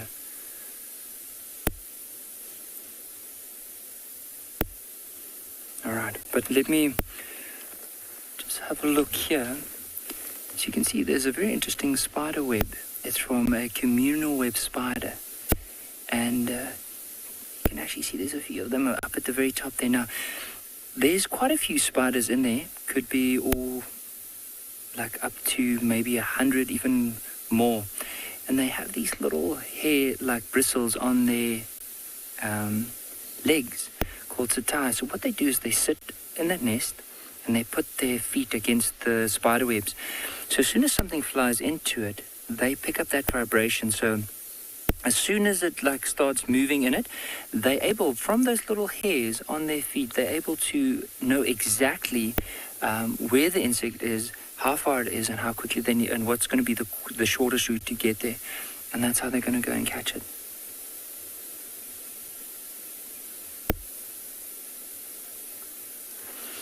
But really nice and interesting. But for now, we're going to just find a little space to turn around and then start heading back to see if we can loop around.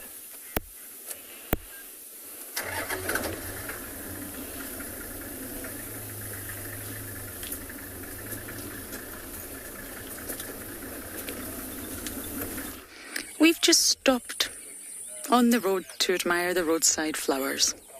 Now, these white ones are very common out here, the string of stars, because they quite literally look like a string of stars.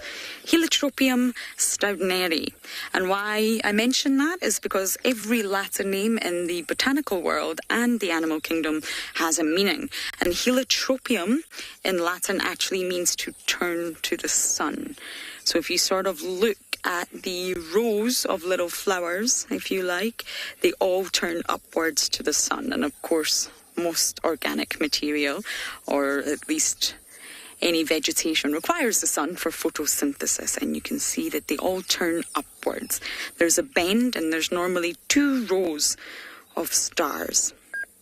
Now, it's a perennial herb, and not right now, but believe it or not, the scent that comes off these flowers is absolutely incredible. It's one of my favorite smells out here.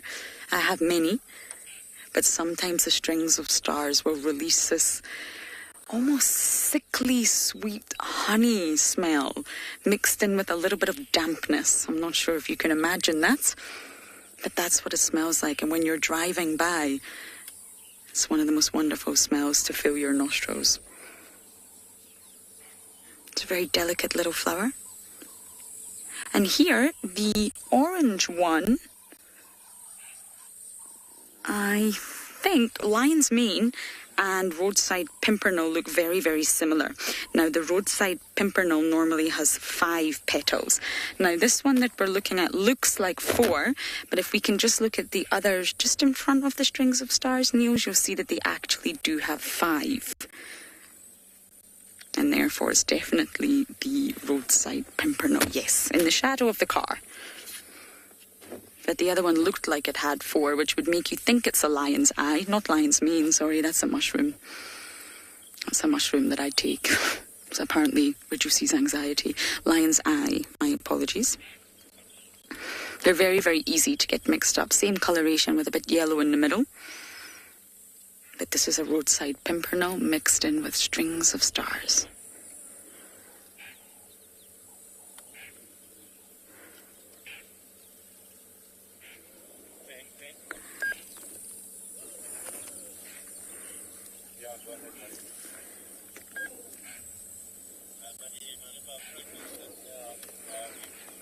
Now I need to find my butterfly of the day. I'm trying to add 1 per drive, or more than 1 if I can find one. But of course, they should be flying and fluttering and very busy about their morning because it's hot. It's enough heat now to warm up their muscles as they are cold-blooded. But I don't see any.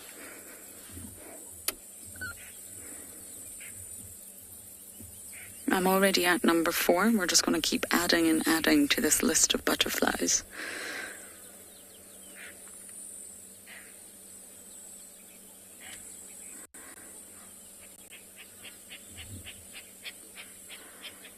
Some very unhappy birds around. It's a roller. Lilac-breasted roller in the distance there is very unhappy.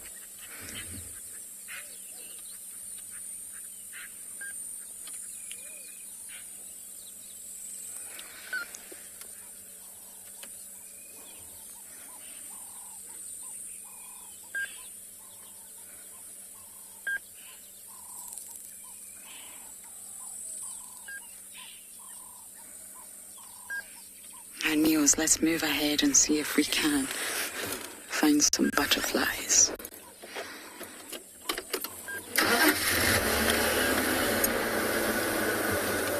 They should just settle. They're nectar drinkers, of course.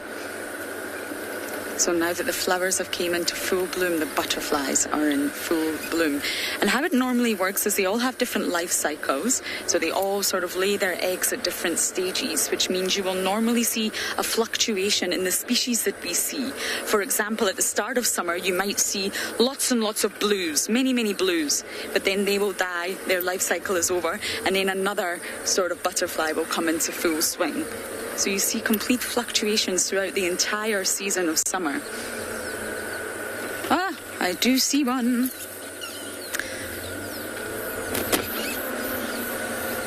It's very busy though, Niels. I'm not sure it's going to settle.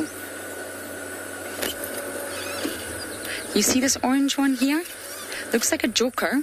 It's very, very small. At about 2:30 o'clock, I'll direct you. Oh, it's now moved. No, it's flown away, I'm afraid.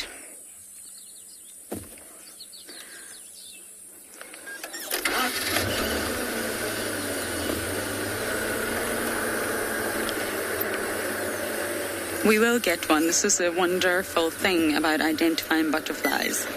Patience. Gotta put your patience pants on.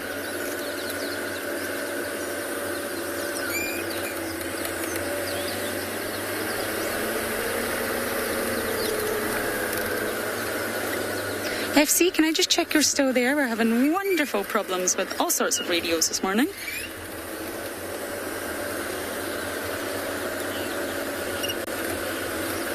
Okay, they're still there. I haven't lost them just yet.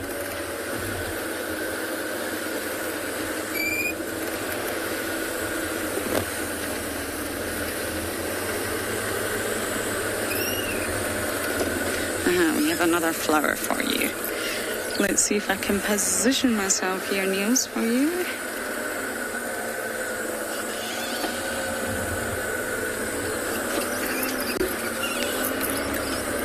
Okay, I think you should be able to get it from here. This beautiful yellow one.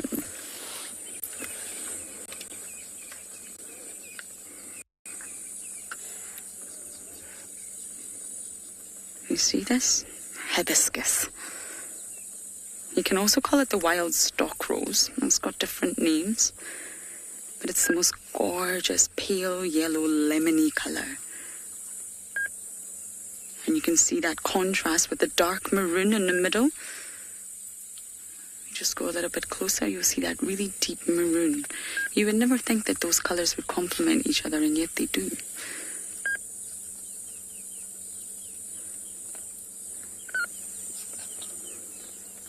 Isn't it beautiful? Hibiscus flower.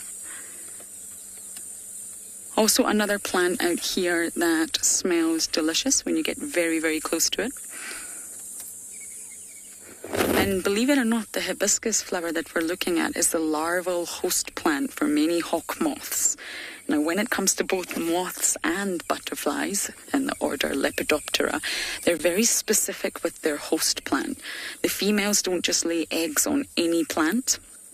Each species has a specific host plant. Now, some species can use the same plant, but this is a plant that they need to make sure they lay their eggs on. So when the eggs hatch into little caterpillars, the food for the caterpillar is already there. This tiny little skinny, minute little caterpillar can start eating straight away on the correct plant. Because the aim of being a caterpillar, the most important thing of that pupal stage, is to get bigger and stronger to become a big fat caterpillar. So you won't find butterflies just laying eggs on any plants. No, they're very, very specific. And the hibiscus is normally the larval host plant for many different types of beautiful hawk moths. Okay, we're going to keep bumbling and hopefully we're going to get you a butterfly.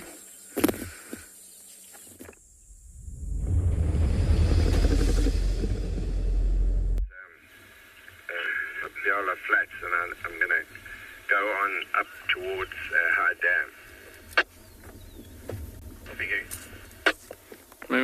And just enjoy the view. And believe me, here in Tswalu Kalahari, the view is constantly stunning. So it's difficult to sometimes stop and admire it because no matter where you go and no matter where you look, it is beautiful. This area particularly is my favorite. I really enjoy coming to do sundowners or, morning coffee stops or things like that. At the moment, we are actually busy following up on lion tracks, and we're just busy scanning this incredibly beautiful open area to see, because the lion tracks are going in that direction, to see if they're not around. But yeah, just stunning, waking up in the morning and having this view, and also being able to listen to all the birds and just the bush waking up. It's quite a privilege. There's some general game in the distance and everything, so yeah, but these mountains are what makes things stunning. Called the Chromatophores Mountains, almost indigenous to Tswalu. We have, I want to say, 95% of the mountain range on the reserve itself, and it just adds to the scenery, So yeah, just beautiful, beautiful, beautiful. Lovely, lovely morning.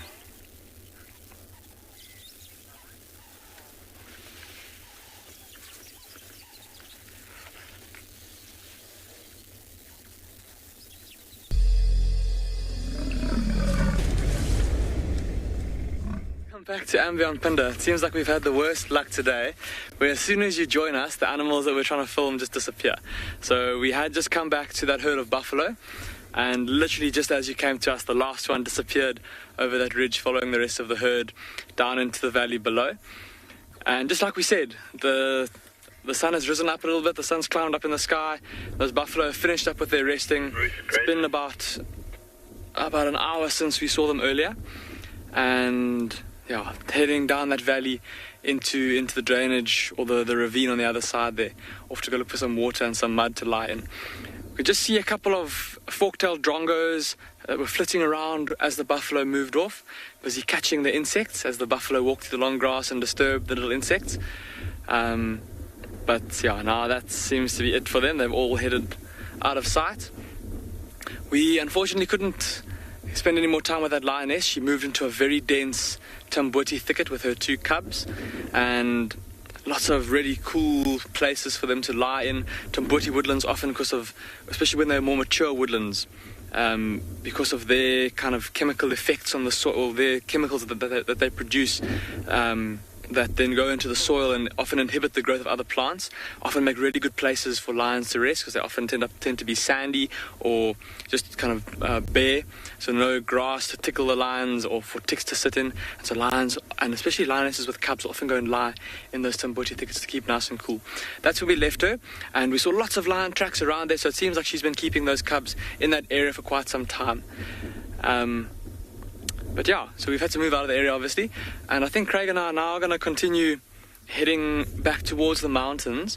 We're going to go past a couple of the mud wallows, a couple of the waterholes, to see if maybe there's a rhino that's coming down to roll in the mud or drink water, and hopefully we can find one. It'll be quite nice to get to see one actually rolling in the mud, because we've seen yesterday morning, yesterday afternoon, we saw rhinos that are either just finished rolling in the mud or were on their way to mud wallows. We didn't get to show you them actually rolling around in the mud, and it's really, really funny to watch sometimes. Like I was saying yesterday, they'll sometimes roll onto their backs and then wiggle around with their little legs kicking in the air. It can be very funny to watch.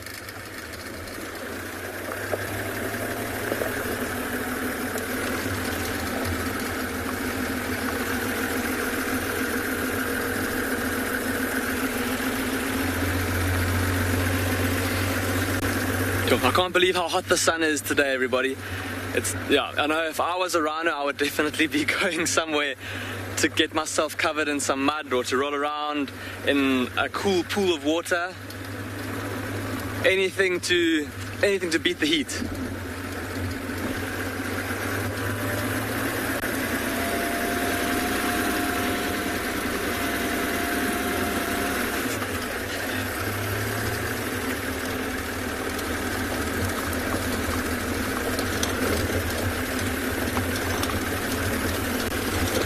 JP, you're asking which animals like to bath in the mud or like to roll around in the mud. Well, JP, animals like those buffalo that we've tried to show you now, they quite enjoy mud wallowing, as do both black and white rhino. Warthogs do it quite frequently, and elephants, of course. Elephants will do it often slightly differently, though, to how the other animals do it. Other animals will roll around in the mud. Elephants will roll around as well, but they'll of course use those trunks of theirs too to kind of splash the mud over themselves and slap it under their bellies, behind their ears.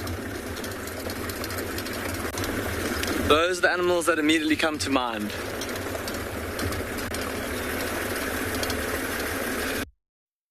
Not cheaters that end up doing it. Okay, but Craig and I, like I said, we're going to go check towards some waterholes to see if there's any sign of any rhinos.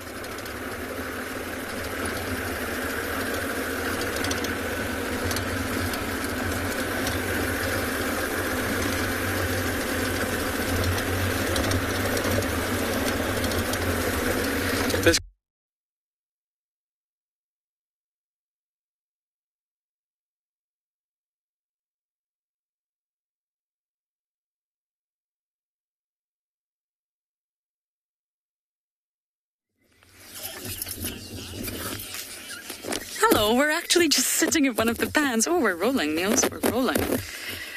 Looking for a dragonfly. Let me go forward because I just rolled backwards there.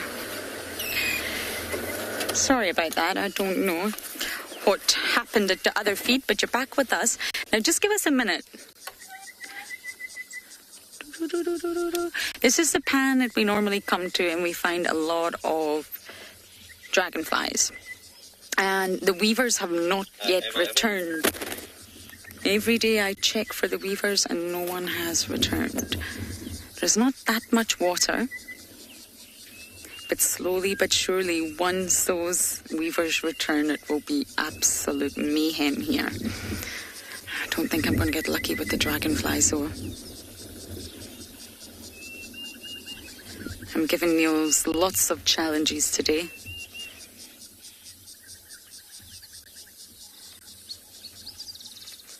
And why we're not able to really get some butterflies and dragonflies on camera right now is because it is morning and they've just started to get active. By afternoon, by 3 o'clock, it's incredibly hot by the time we head out on afternoon safari, they'll be resting. They'll also be extremely hot. They have their own cooling mechanisms. But right now they've just got active. And that's why they're not stopping. Everybody's busy. I don't think we're going to get lucky with one, Niels. I think we should continue to bumble on. Now, the water holes, that's where everyone's checking these days. It really, with these temperatures, everybody's going to be thirsty. From your antelope to your birds needing to cool down to your predators. We had Tandy drinking up here just yesterday. Elephants, buffalo, warthogs, even hyenas. Hyenas love a good mud bath.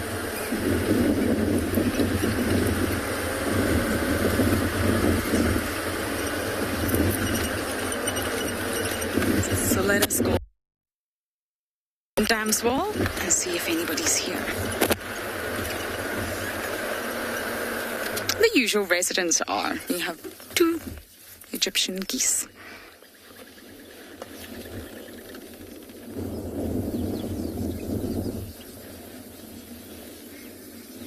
The usual suspects at the dam.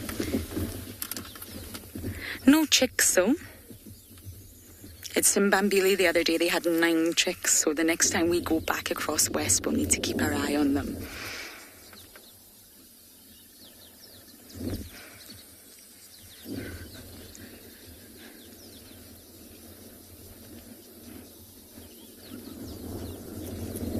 There's a nice breeze coming through. Are you enjoying the breeze, Niels? That's a big thumbs up from Niels.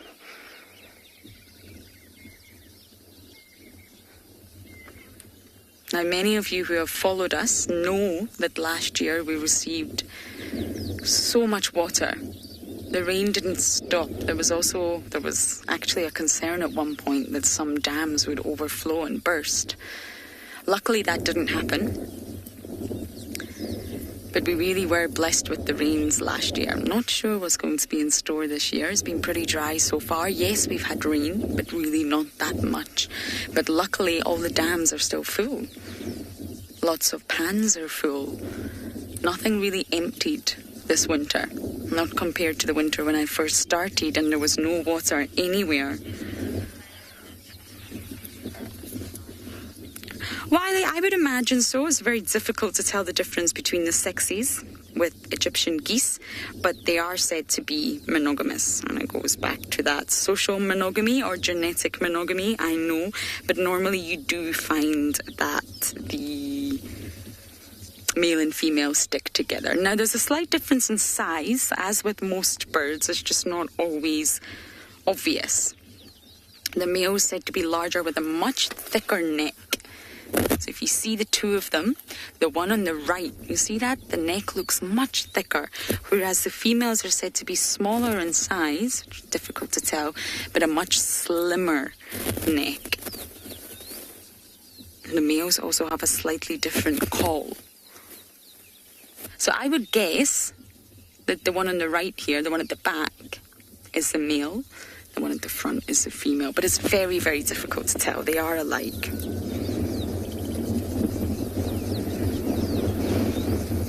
Now, the male's call is said to be more like a hiss, more of a hissing sound, and it's very, very loud. Whereas the female gives a sort of more coarser. It's not, rather than a sort of high-pitched hiss, it's a much more coarser call. And it's described as sort of a purr, purr, purr honking sound. Yes, that's the description. So I think this is a monogamous pair. But in general, they're both extremely vocal. They're very vocal birds.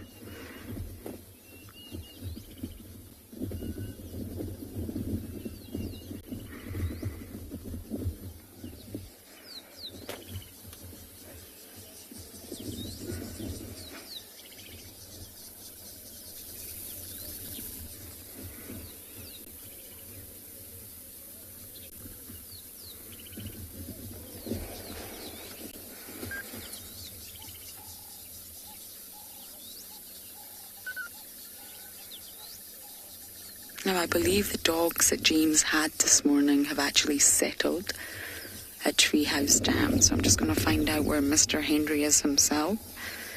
And one of us will make our way there. They've probably hunted, they're probably full, and it's already too hot. So for dogs, they're very crepuscular, which means they're active at dawn and dusk. And they do sleep a lot at night time and throughout the day. So I'll get on that radio very soon, and one of us will make our way back to the dogs.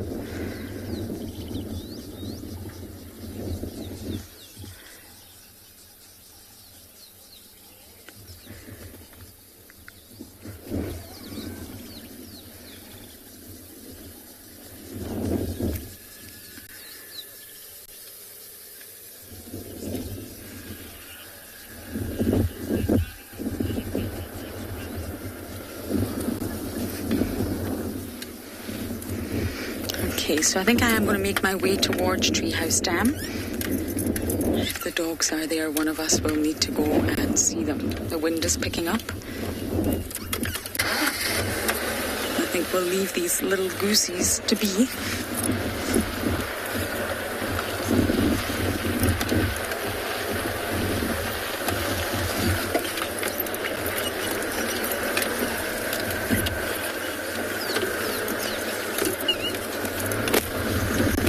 Need to get on that radio though, call myself in. As many of you know, we have etiquette out here. We have a radio.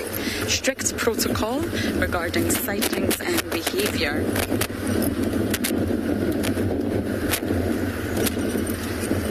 I think that was Harold. I hope I got that name. You're asking about the waterholes of Djuma. Now there's lots of small... there he is, the agama. I was looking for you yesterday, mister. This is a jackalberry that is always on. The blue tree agama. It's a male, definitely. Looking at the coloration of that head, there is no disputing it. I'll quickly run through the water holes. So we have Buffelshoek Dam in our northeast corner. Then as you come south, we have Twin Dams, which is where I am right now. To the west of that, we have Treehouse Dam. And then sort of in the centre, we have Gowrie Dam. Now, they're the main areas. We also have Gallagher Pan, which is a pumped pan. And during winter, especially, in times of drought, the pumped pan will provide water for many of the different species out here. But there's lots and lots of little pans in between, Chela Pan, Gory Pan. But they're not sort of water bodies. They're just small areas. Look at this. Isn't he magnificent? He's always here. If you look closely enough, you'll always find this male.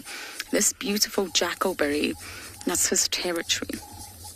Imagine an entire tree being your territory.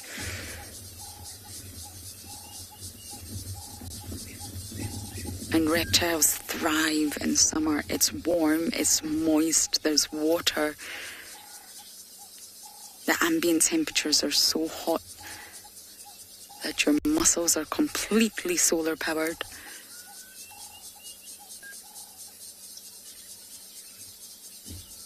He's beautiful.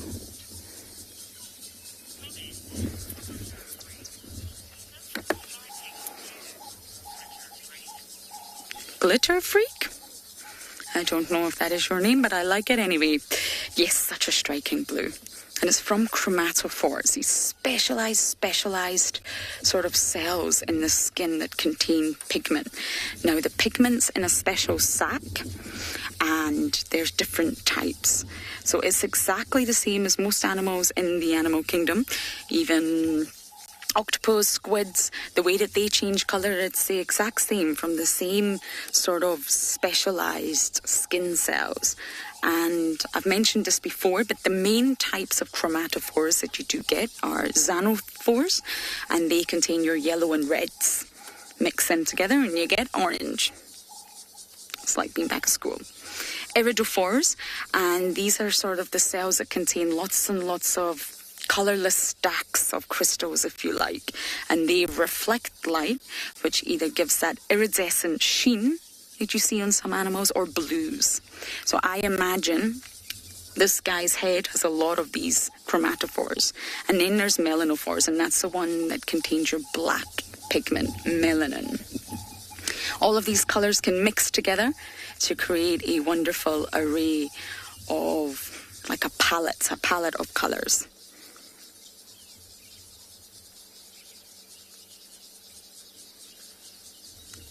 Now, it's normally in ectotherms, terrestrial ectotherms, especially reptiles that have these chromatophores, and they're surrounded by nerve and muscle cells.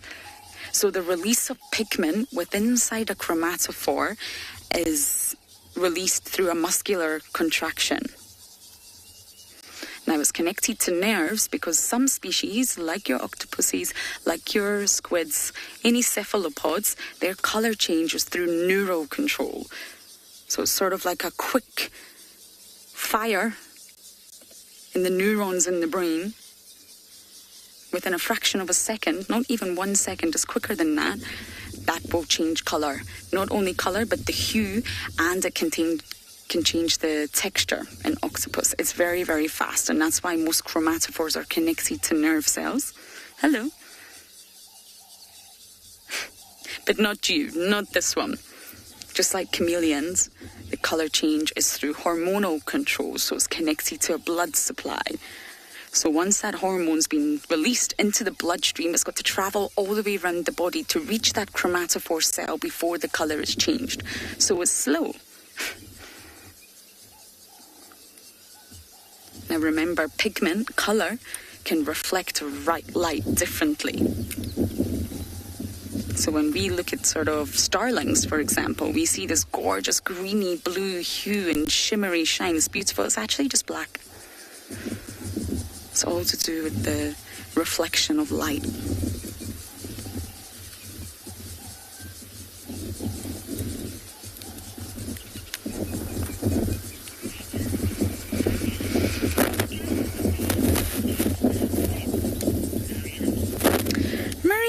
I don't know the answer to that question, but I would imagine not. And the reason I say I don't know is because, well, let's just look at the Tiger King documentary on Netflix. People do keep crazy animals as pets. They try to domesticate everything. So I am sure someone somewhere has tried, but I don't believe these animals should or could be kept as pets. Why? Because they are arboreal. So unless you've got a ginormous jackalberry growing in your living room, which I doubt many people have, then I don't think they would be easy to keep. I mean, maybe you could have a large tank, and as long as you keep them warm, you use those sort of red infrared lights with reptiles, and you control the temperature of the tank, then possibly. Very, very possibly. But you would need to supply them, as I mentioned, with the right temperature, the right conditions. You need to have a lot of sort of vegetation and have a tree and enough food. So it's a possibility that you could, in answer to the question, but you definitely shouldn't. So I think we are going to see if we can bumble on to those dogs.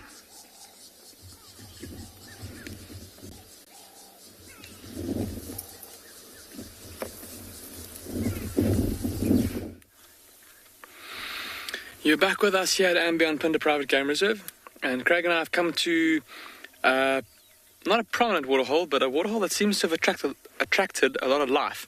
We saw from a distance this herd of wildebeest, and how they'd all gathered around this little mudwater, And when we got a little bit closer, we saw the two giraffes as well, that were initially just standing in the shade, but it looks like now they might even go down and drink. Let's watch.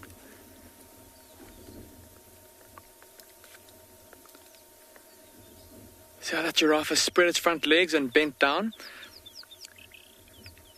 Busy drinking. And watch when it lifts its neck, how it shakes its head, and it'll form like a bit of an S with the water. So get ready for your screenshots.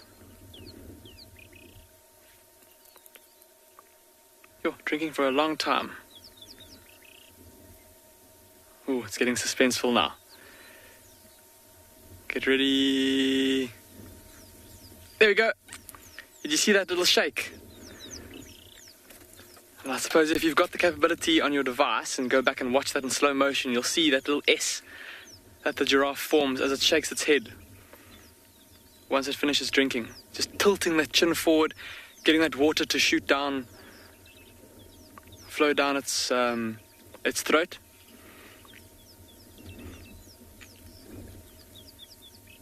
Amazing how long it drank for though. Jeez, normally, I'm sure many of you have watched giraffes drinking before.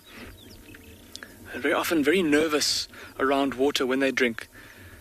Just imagine for them bringing their head that close down to the ground for any amount of time. I mean, if they were to be surprised by a predator like that lioness we saw earlier, if she was able to get a hold of that giraffe's neck, it would be over for the giraffe. It wouldn't be able to get away. But I think because of how open it is here, and also because I think these giraffes may have been standing here for quite some time already in the shade, I think they've already had a good look around them, made sure that there's no danger in the area. Here come the wildebeest. Quite a big group of them. A whole bunch of wildebeest cows and their offspring from last year. None of them yet having given birth just yet. A couple of the females looking quite round, quite heavily pregnant, but we won't be expecting those. Ooh, a bit of tension there between some of the wildebeest cows. We won't be expecting any wildebeest calves at least for another month, maybe even month and a half. Looks like there's one big bull in amongst them as well. Probably, well, no doubt the territorial bull from this area. And we've seen in the last two drives, territorial wildebeest bulls standing by themselves. We've been discussing how, at least the last two we saw, how the last two had pretty good territories in terms of the availability of resources, food and water. This one's got the same, and now he's even got a herd of females in his territory.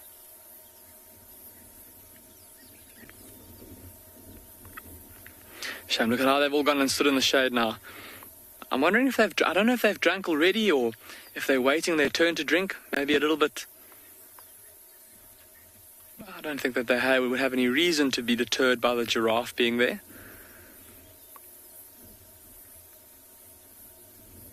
And there's one even lying down in the shade. I think it's purely just trying to get out of this heat. I think today we're going to see a lot of animals standing in the shade. Craig and I were just remarking how we can't believe that it's still this early in the morning and the sun is this hot. It's going to be an oppressively hot day. A good day for the swimming pool, if you've got one.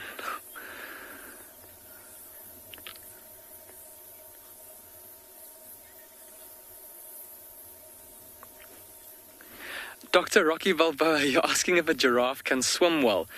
Dr. Rocky Balboa, I can't say I've ever seen a giraffe swimming or ever even heard of a giraffe swimming.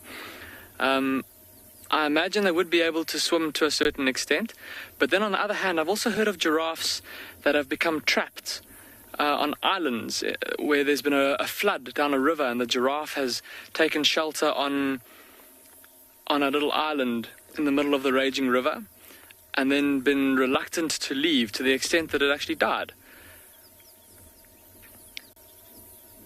But Dr. Rocky Balboa, I don't think that, with them being so tall, I don't think swimming is something that they have to do very often. Normally those long legs, more than enough length and height for them to be able to walk through a body of water. Of course, they normally wouldn't have any need to cross something like a lake or anything, but if they did have to cross a river to get from one pasture to another, I'm sure that they'd be able to, well, most rivers they'll definitely be able to walk through. And of course, if the water's flowing too fast, like in this instance that I just discussed, then they'd rather just wait it out. It must have been terrifying though. Shame, that poor giraffe, stranded on an island in the middle of a raging river, not being able to go anywhere. So yeah, I don't think something that giraffes have to do very often.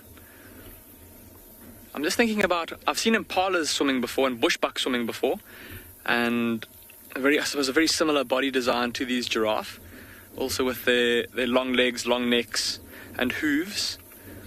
You know, both impala and bushbuck will typically swim with their chin on the water, on the surface, breathing, and then they'll kind of doggy paddle along almost.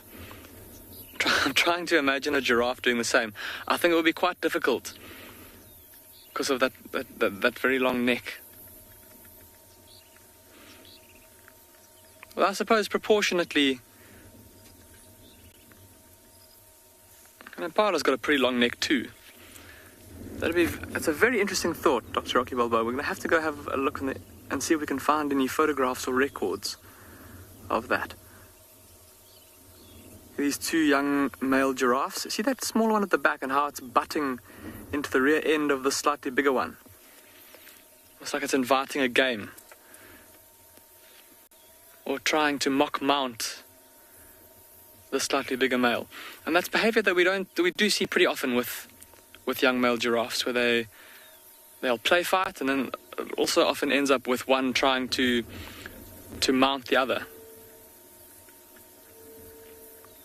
I suppose trying to dominate. There we go. There's the little bit of play fighting that's starting, a little invitation. Him swinging his neck and bumping him with his horns.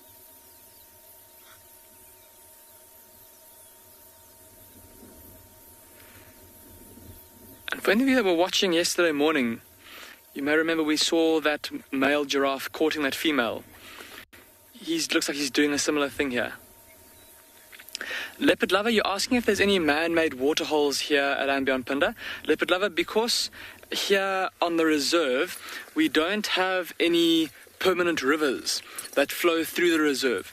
So in order for there to be water year-round, we do have to dam up some of the kind of the ravines or drainage lines where water would naturally flow. So yes, if we didn't, there wouldn't be any water for the animals. And I think to answer your question effectively, I'm going to show you a map of the reserve. So have a look here. Here's obviously a map of andBeyond Phinda Private Game Reserve. We're currently kind of down here in these open plains over here. And if you look, like I said, there's no permanent rivers that flow through. There's a river that flows through here, and then another river that flows here, that flows into Lake St. Lucia. But this river, at least this part here, very seldom has water in it, normally only after a very big, heavy rain, and then the water normally drains down into Lake St. Lucia pretty quickly. Down here, though, along the Mzinen River, we do have, most of the time, there is water that's normally a permanent water source. But that's only in this one little part of the reserve where animals can actually reach it. And so for the whole rest of the reserve, there have to be water points. Otherwise, animals wouldn't be able to get any water. And they'd all spend all of their time down here, and this area would get very severely overgrazed and overutilized. Similar thing with this little river that flows through here. Also, it would take a massive downpour for there to be water flowing through here, and then again, it will just kind of drain out of here and into a bigger river. It won't stand for very long. Yeah. Looks like these wildebeest are starting to settle into the shade there a little bit.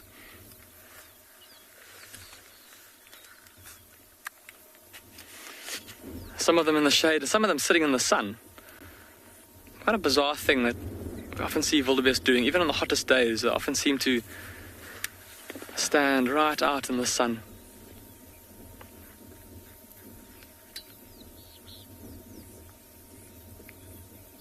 Just imagine with that dark coat, how hot they must be getting.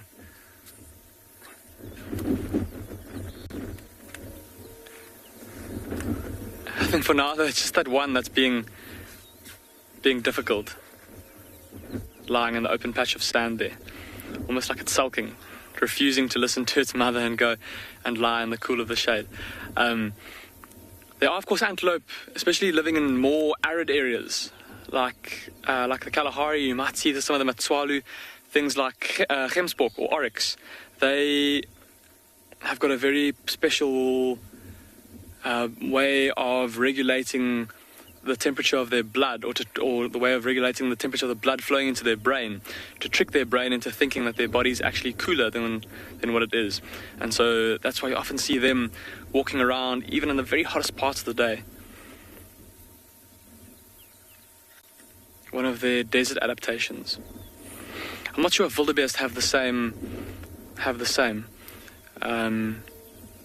Of course, they are found in some relatively arid areas, parts of the Kalahari, dry parts of Botswana.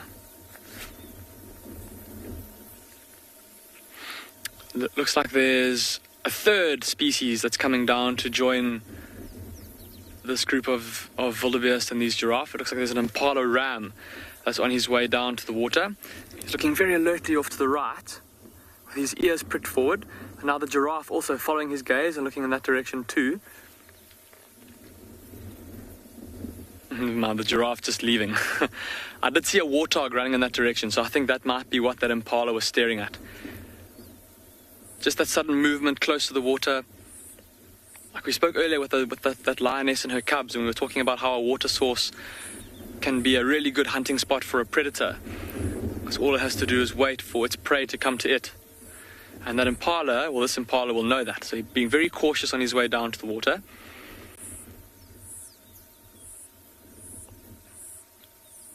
Making sure that there's nothing sinister lurking in the thickets. But a lovely scene. Lovely to see these wildebeest all together, and to see those two giraffe as well. And fantastic to get to watch that young giraffe drinking there. I think though it's getting really hot sitting out in the sun here, so Craig and I are going to keep on moving, and we're going to try maybe one or two more little mud wallows to see if there's any sign of a group of white rhinos.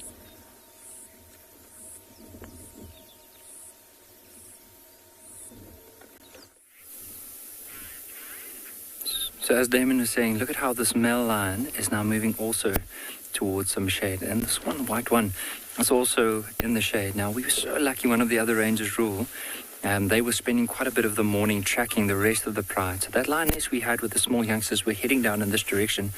So we decided to come and give them, or to come and join in the area, and hoping that that lioness with the youngsters would eventually come and join up. But that's one of the bigger, more dominant males, and you've seen how big his belly was, so they've probably made a kill during the evening, because all of them are panting and they look like they might have full bellies. Even this young male here, look at his belly, how bulged it is, especially around his legs, the back legs. See how he's just looking towards that side. Now, there's not a lot of shade there. Give it a couple of minutes and then it'll probably be in the sun, and it'll get up from there and start moving to more denser shade. At least where he is now, there is a light breeze blowing. Now, to show you, the rest of the pride are lying down right here, also panting quite heavily. It might be because of the heat, but also because they probably had something to eat as well.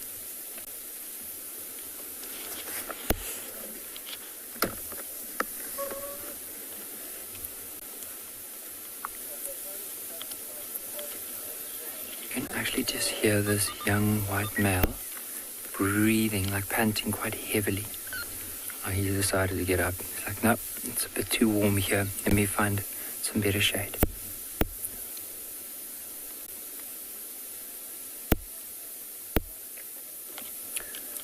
It's not going to be long before the others join. Oh, there's another lioness that just got up, and she's also going to be walking straight towards where that male went to.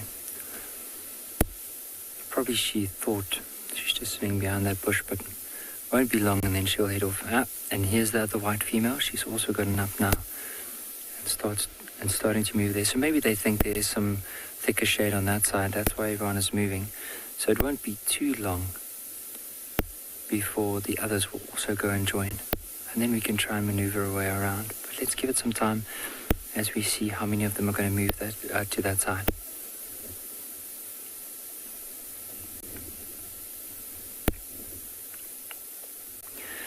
And I don't know if some of our viewers remember, like when she was separated from the pride for nearly a week and a half, a few months ago, And look at her now, like as soon as one moves, she'll move with, because she's too afraid like she might be left behind again. But I'm just glad that nothing happened to her and she's been able to get back to the pride. So another lioness had just gotten up and she's now moving across as well.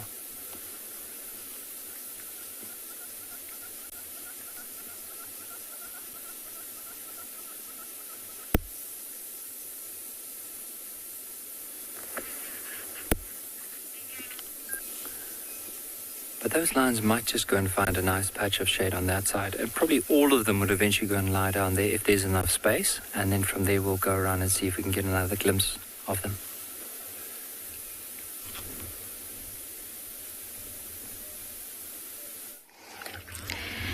Talking of looking for shade, we have the dogs, the exact ones that James had this morning. They've gone flat. It's no longer a busy sighting, so we thought we would pop in and say hello. James is up in Buffelshoek. And you can see they're all just panting heavily, full little bellies. And they'll all be seeking the shade. The Pungwe pack have really sort of made Djuma their home recently. And we see them regularly. Lots of puppies. Last I heard there was 10. I'm not sure if it's still the same number. This is the first time I've seen them since coming back.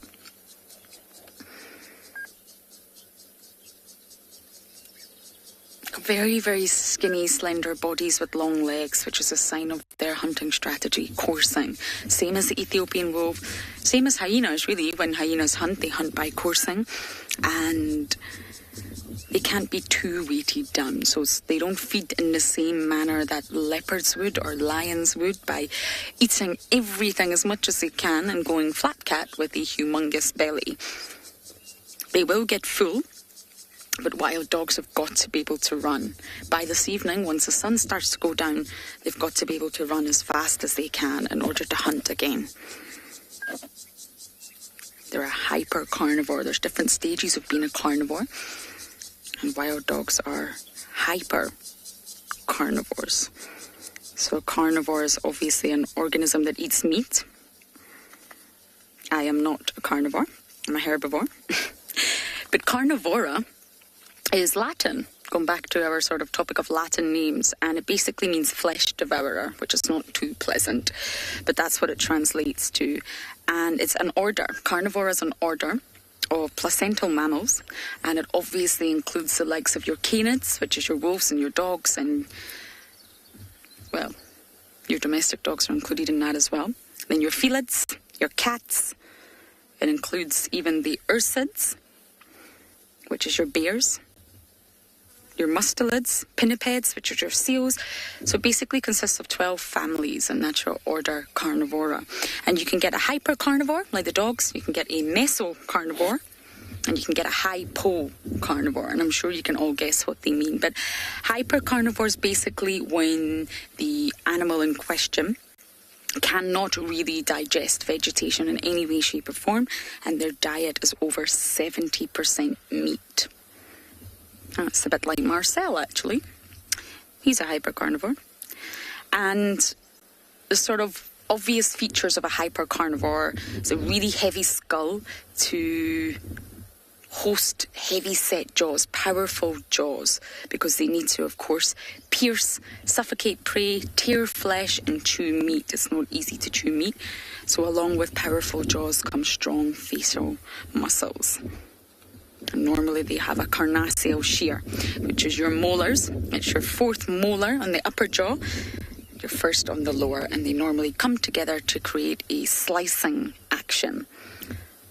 A specially evolved tool that gives carnivores the ability to slice through meat, and that's why you normally see any carnivore chewing on the side of the mouth, because that's where the carnassial shear lies.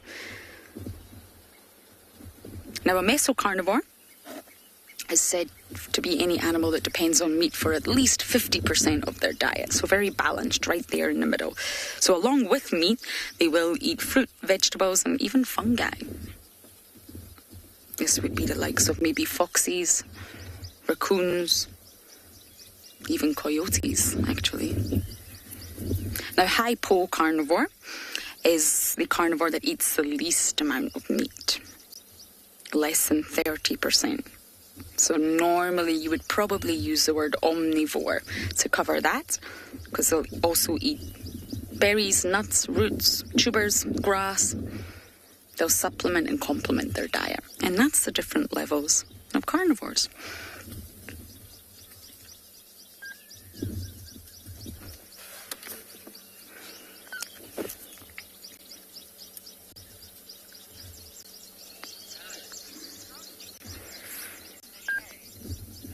Darren, I couldn't possibly answer that question in terms of degrees, but honestly, if I'm to be completely honest, I can't imagine it's that much cooler.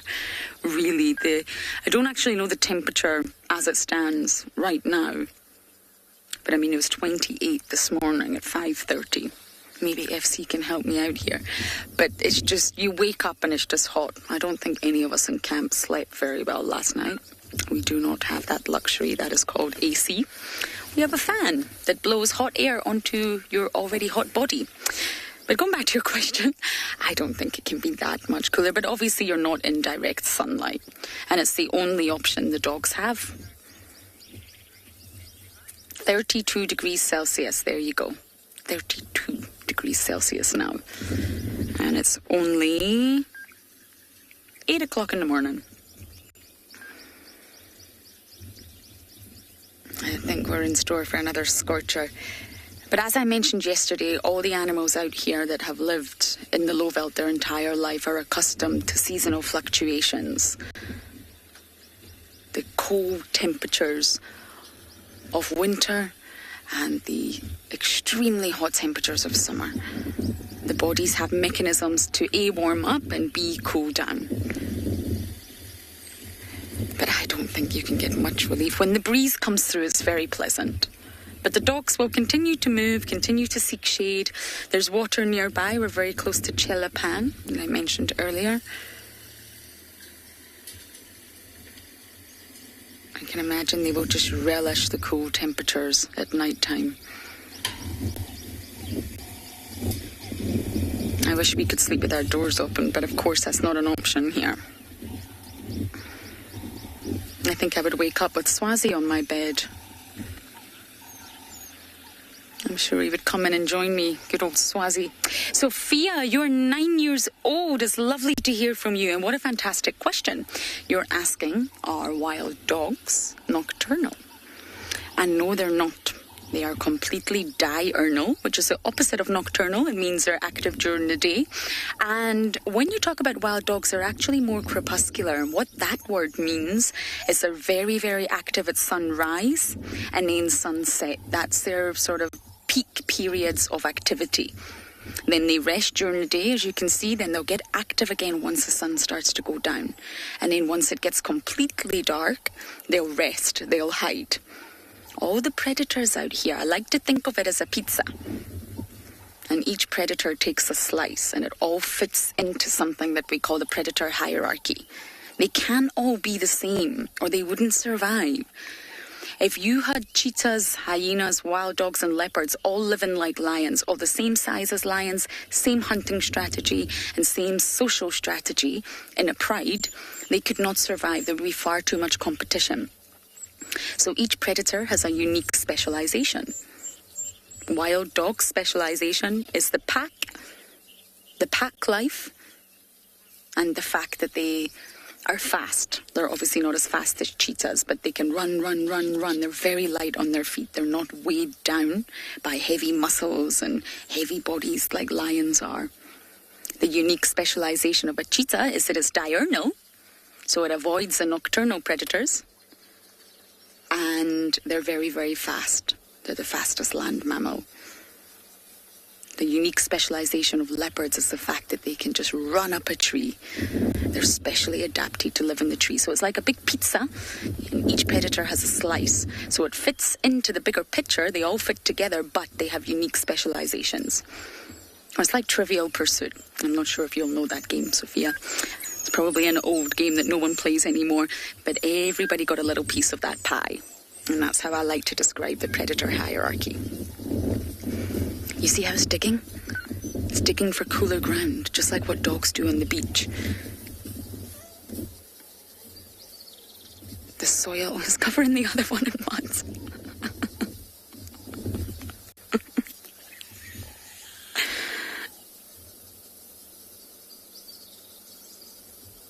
I think that's the alpha female with that little piece of her lip missing. So you see what she just did there? She used her claws that are not retractable to dig into the mud, find cooler soil and lie on it. That's another way to cool down.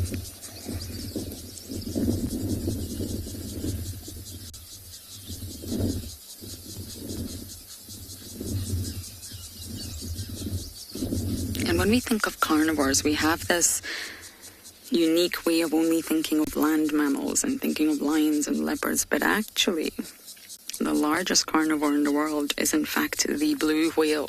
So it includes the ocean as well, remember?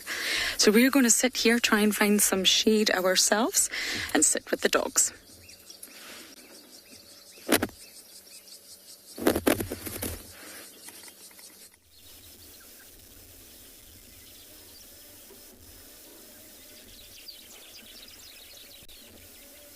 Yeah.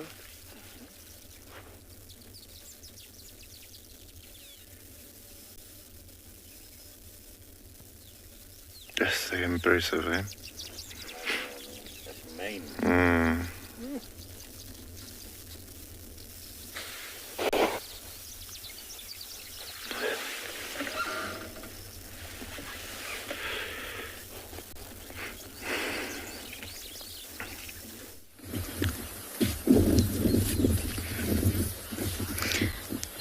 Sorry about that. I don't know where Davy and Mo have disappeared to. But you're back with us. And the dogs. And the noisy game drive radio. Yes. Oh, another one's digging. Look, same technique. Cooler ground. So the largest carnivore is a blue whale. Let's not forget our oceanic creatures. But the largest carnivore on land, of course, is the polar bear. Does anyone know the smallest carnivore?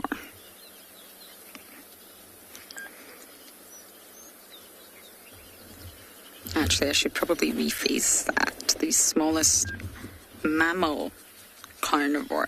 Yes, sorry, I take that back. Mammal carnivore is indeed the least weasel that is apparently 16 inches long.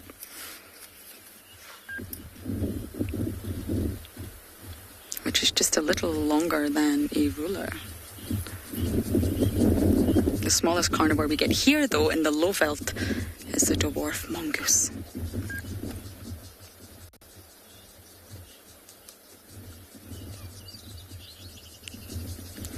Now, as some of you know, I spent a long time in Ethiopia this year. And Davy and I actually filmed and spent time with the Ethiopian wolf, which is also a canid, very closely related to the wild dogs. And over the continent of Africa, the Ethiopian wolf is the most endangered carnivore. It's the world's most endangered canid, and the wild dogs are second. So the populations of wild dogs are said to be increasing, and they're substantially higher than the Ethiopian wolf. The current sort of population estimate of the Ethiopian wolf is 450 adults. Yikes, that's not good. But for the wild dogs, it's higher. I think it's pushing about 2,000 now. There's lots of efforts going on, lots of rehabilitation programs, conservation programs for the dogs, but they're still said to be very, very low in numbers.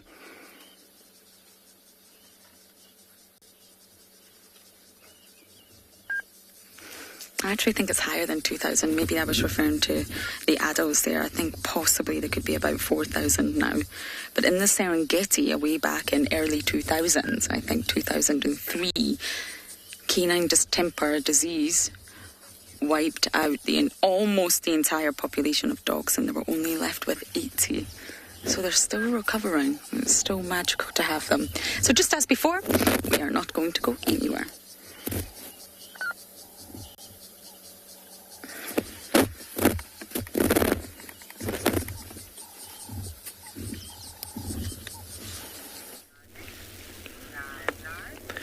Alrighty guys, so finally we found this male. It seems like the females left him behind, but following the tracks we came across this beauty. And he just spent a bit of time getting his mane right, putting that straightener through to look extra pretty for us. But as you can see, just a stunning boy. I do think he's going to go flat soon. Either that or he might actually move to some shade. It is getting warm now. I can feel the sun is starting to burn my skin. So I think he's heating up quite a bit. So hopefully he's doing a bit of grooming again. Oh, but that is nice. He's enjoying that. It seems like he's noticing something on his right-hand side, our left, quite a bit. There we go. Look at this. Look at this. Definitely smelling something as well, guys. See how he's pointing his nose in the air. I think he's picking up something. The wind is blowing straight from us to him. So yeah, we're just very happy to have found him this morning. They made us work, and the job would not be so nice if they didn't make us work for it occasionally. Sometimes you come around the corner, poof, there's a lion on the road. And every now and again, you need to spend 2.5 hours tracking them before they spoil you with a sighting like that. We are going to go and have a look and see where he is heading. But yeah, very, very happy to be able to have shown you this. And yeah, hopefully he is moving in the direction that he was looking in the whole time. So hopefully he is moving to the females or a female or one of his brothers or so. So we're going to go and have a look, and whatever we find, we'll show you, okay? But for the meantime, we're going to send you somewhere else.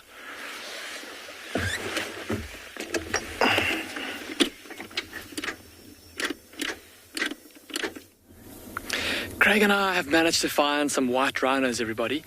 And look at how dark they are. They're absolutely covered in mud. When we got here, they were rolling around in the mud and enjoying it, trying to cool off. Look at how the adults are all covered from head to toe. It's just their faces maybe that are still a little bit light. They haven't got mud. In comparison to the little calf, who looks like it was a lot more conservative with its mud wallowing. See how it's got that two-tone coloration to its body, very light back, and then the dark underbelly. Now, they were in the mud wallow, but a few moments ago, they all got a fright. They got spooked, and they all ran out of the mud, and they started to look off to the left, and they were very, very confused as to what had given them a fright.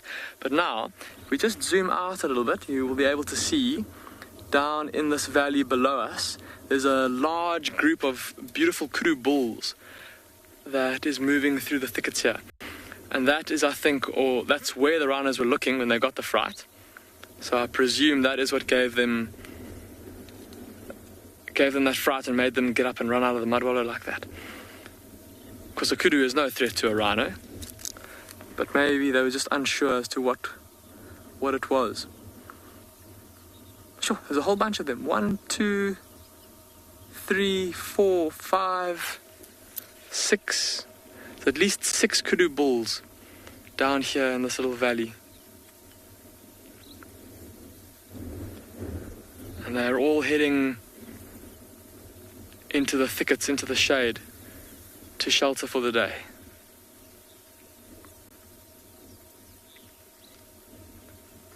I want to keep their movements down to a minimum, allow the breeze to blow over their bodies, and stay in the shade, keep out the heat.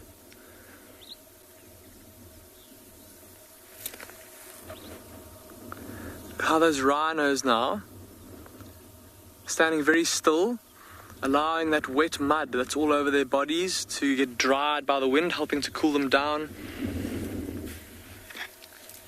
And then once it is a little bit drier, they might go across just above where those 4 rhinos are standing.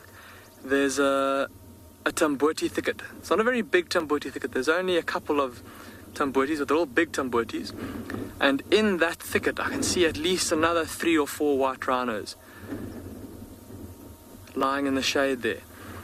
So I think that once the mud is dried and these rhinos start to feel the heat a little bit more, they'll maybe move into the shade there and perhaps go and rub themselves up against the tree trunks of those big tambotis.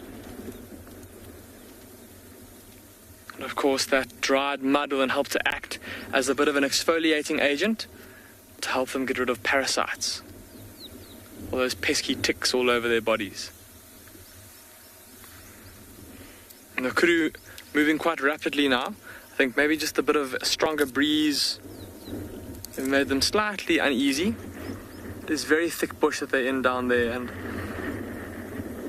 although kudu with their coloration and their massive ears are well adapted to living in thick bush, I think with all the wind and all the noise that the rustling leaves are making, maybe got them a little bit on edge. See how often they stop and listen and look around? That one bull looking straight at us. Look at the bull second from the end. He's got immense horns. It's an absolutely magnificent kudu bull. The other one's quite a bit smaller, but there they go, rushing down into the little valley and still moving.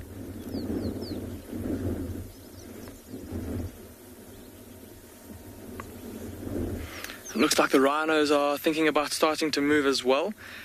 See how they've got, well, at least the one looked like it was quite keen to head off towards the shade. It also happens to be the one that has the least amount of mud on it, that one that's kind of in the middle now. Oh, never mind. It's just that it's been lying unevenly in the mud. It looks like it's been lying mainly on its left-hand side, and it's left a large portion of its right-hand side uncovered by mud.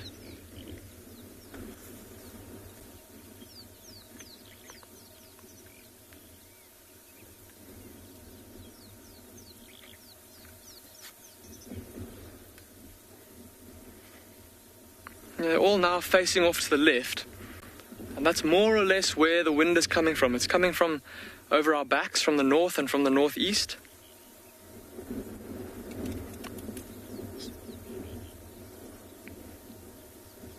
And standing like that, presenting their full profile.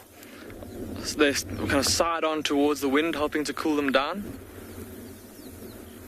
as all the moisture from the mud evaporates. I suppose, like for us, if we were to jump into a swimming pool or jump into a cold shower and then go and stand under the fan or stand in front of the air conditioning, that's how it would feel for us. Annie, you're asking how old rhinos normally get. Annie, for these white rhinos, they could live to be over 40 years old if they're very lucky. Of course, it will depend on environmental conditions and depend on their own health. But yeah, normally around 40 years is a good age for a rhino to live to. I suppose also the wear on their teeth. We spoke a bit about rhino teeth yesterday, how they got those big molar teeth in their mouth and lots of big molar teeth for grinding up grass. And in areas where there's lots of lush, soft grass, good nutrition, might be able to live longer. But in areas where the grass is maybe not as nutritious, maybe a bit coarser, might have a bit more wear, a bit more impact on their teeth, and therefore shorten their lifespan, I suppose, a little bit. Might lose condition earlier on. A couple of months ago, you may remember, with Jared, we saw a very old black rhino bull that was on his last legs. And we estimated him to be in his late 30s, or at least our conservation team estimated him to be in his late 30s. And shame, yeah, he was the territorial bull of that area. But when we found him, he was very, very, very weak looking and could barely stand up. You could see that he'd been quite badly beaten up by another black rhino bull. He had bruises all over his face and kind of like bumps and gashes all over his body. And even on his back, he had claw marks along his back and along his his rump, where we surmised that a pride of lions had found him and tried their luck. Very unusual for lions in this area to try and tackle a rhino, but I suppose a very old black rhino bull showing signs of weakness and age. What is that rhino doing? Look, he's scratching himself on one of the other rhinos. The rhino on the far right. Look at how he's kind of... He stopped now. He was rubbing his chin on the butt of the other rhino. And there's no rubbing. Look, he's going to start again. Look, he's rocking backwards and forwards. So that's exactly what they'll do on a tree stump or a log or a rock. Is they'll go and stand alongside it and they'll kind of rock backwards and forwards and scratch, often kind of under their chins, under their necks, on the insides of their legs, all the soft parts of their body where there'll be more likely to be concentrations of ticks that are there trying to get the blood to feed on. But in the absence of logs and rocks, another rhino will just have to do.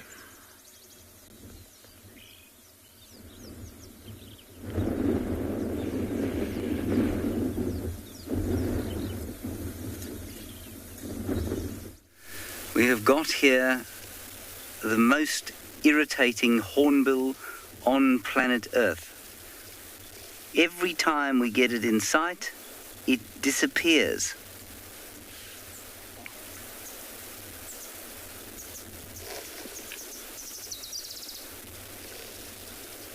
And then it stands still, and then we get it on camera, and then it moves again.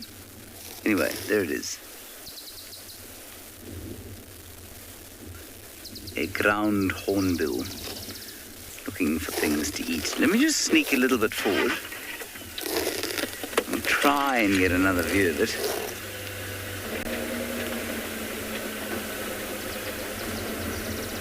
Just also looking up into this tree because there was a sort of cracking sound.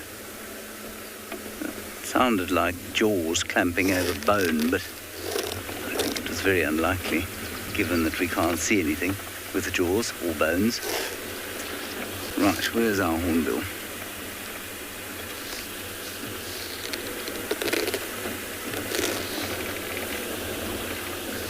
No, oh, there it is. It's just in the shade there.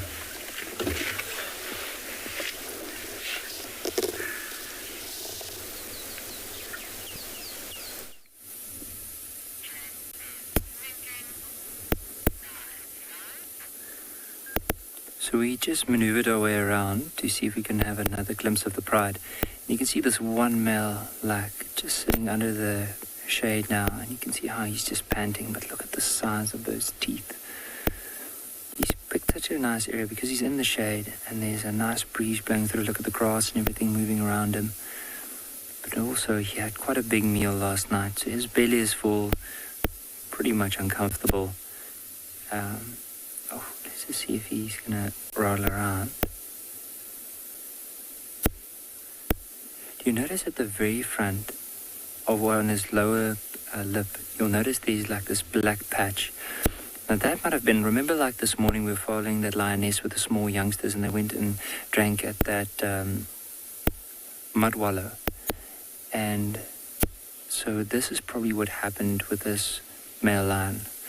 In this area, there's no big waterhole. There's only a lot of puddles after the rain, so they probably went to drink at those puddles. And imagine now the bit of mud that's in there, and that's what's clammed onto his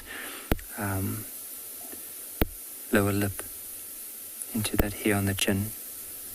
Now the other lions, just to show you in comparison to where he is not too far from where we are in the shade here. So there's the one male, and next to him, an older female and the younger one lying down next to him.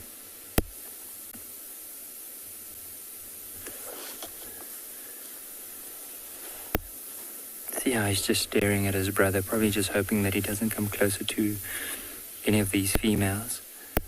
But and the other ones, slightly more of where we are now, is just right here. All just in the shade. And this is where they'll probably spend the majority of the day. There's no need for them to go anywhere. It looks like they had, so some of the big male and some of the bigger females look like they had more of a meal. The little ones, they don't look too hungry, but look at how this one's tail is resting on this one's head, over across the neck. So it might be that young Lioness, the white one that's lying at the back. So I can't see a mane on that one.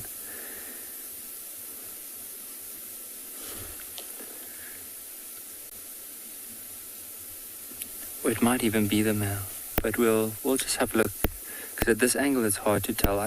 From where I can see there, it's hard to tell. But we might just leave them for now and come and have a look at them later on this afternoon as it cools down.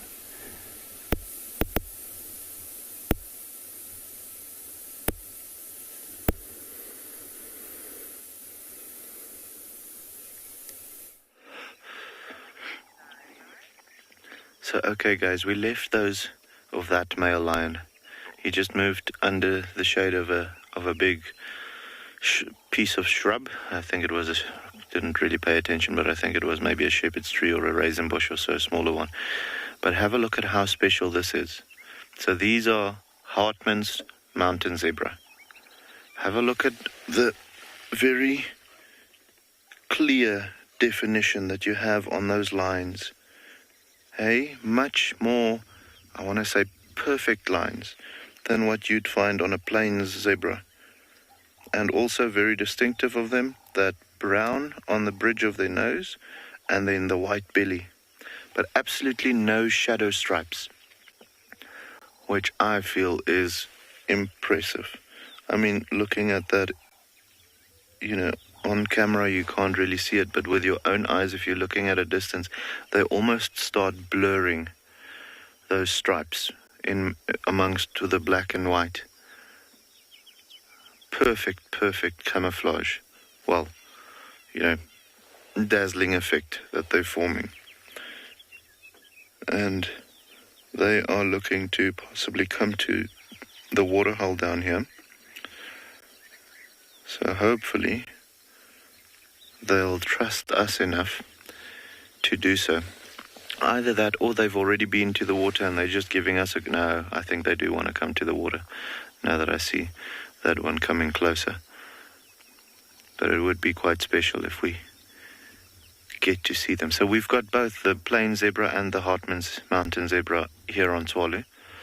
And typically speaking, wherever you have either Cape Mountain zebra or Hartmann's mountain zebra, and then plain zebra, the dynamics are a little difficult because the plain zebra gets slightly larger than the other two species. So typically speaking, you would find that when there's not enough mountainous areas around, they actually mix breed with one another. And with the plain zebra being slightly larger and a bit more powerful, you do find them then outbreeding the other species. In about 4 generations, you'll find that there's only plain zebra left in the reserve or in the area. However, over here, we've got enough mountains to allow the Hartmann's mountain zebra to go up the mountains and not really mix with the plain zebra. We do occasionally see them together when they come down to the water, and there's a group of plain zebra also there and so on. But they do their thing and then they go up back towards the mountainous areas or the rocky areas, which the plain zebra, again, doesn't really like. So very special to have both species around here and for them to be able to keep that gene pool separate and healthy for that matter. But I always love seeing these guys. They're perfect. Those stripes are incredible.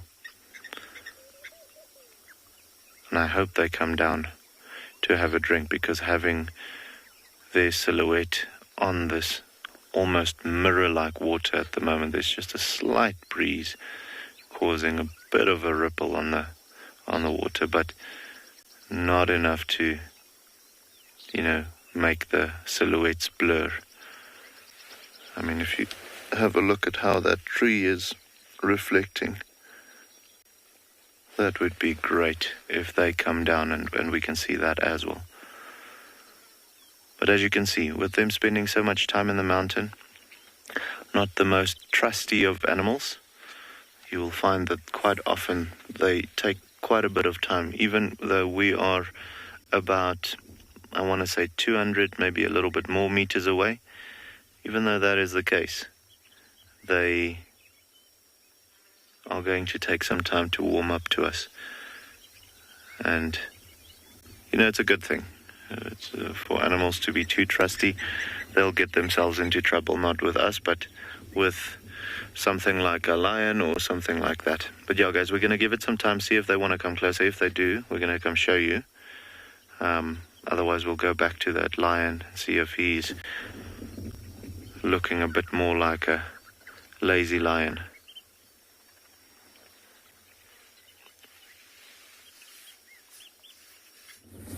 Our dogs are still extremely flat, and I think this is them for the day. They may get up. The puppies are very restless. The puppies are to our other side. We don't have a very good view of them. And they don't look like puppies anymore, that's for sure. They may get some water, but until that sun goes down, 4 or 5 o'clock, I don't think they'll move much. They'll keep moving with the shade, of course. They won't lie exposed in the sun. But going back to carnivores, carnivores are generally said, sorry, that's my radio, to have a less complicated digestive system than herbivores, similar to us. We've got a simple-ish digestive system. You know, we don't have multiple pockets in our stomach like ruminants do. That's quite a complicated digestive system, those that ruminate. And you will sort of read that generally carnivores are said to have larger brains than herbivores and therefore more intelligence. Now, I personally dispute this. I do think that just because an organism has a large brain, it does not necessarily mean high levels of intelligence. There's many, many indicators and factors involved in intelligence and animal cognition. Just because of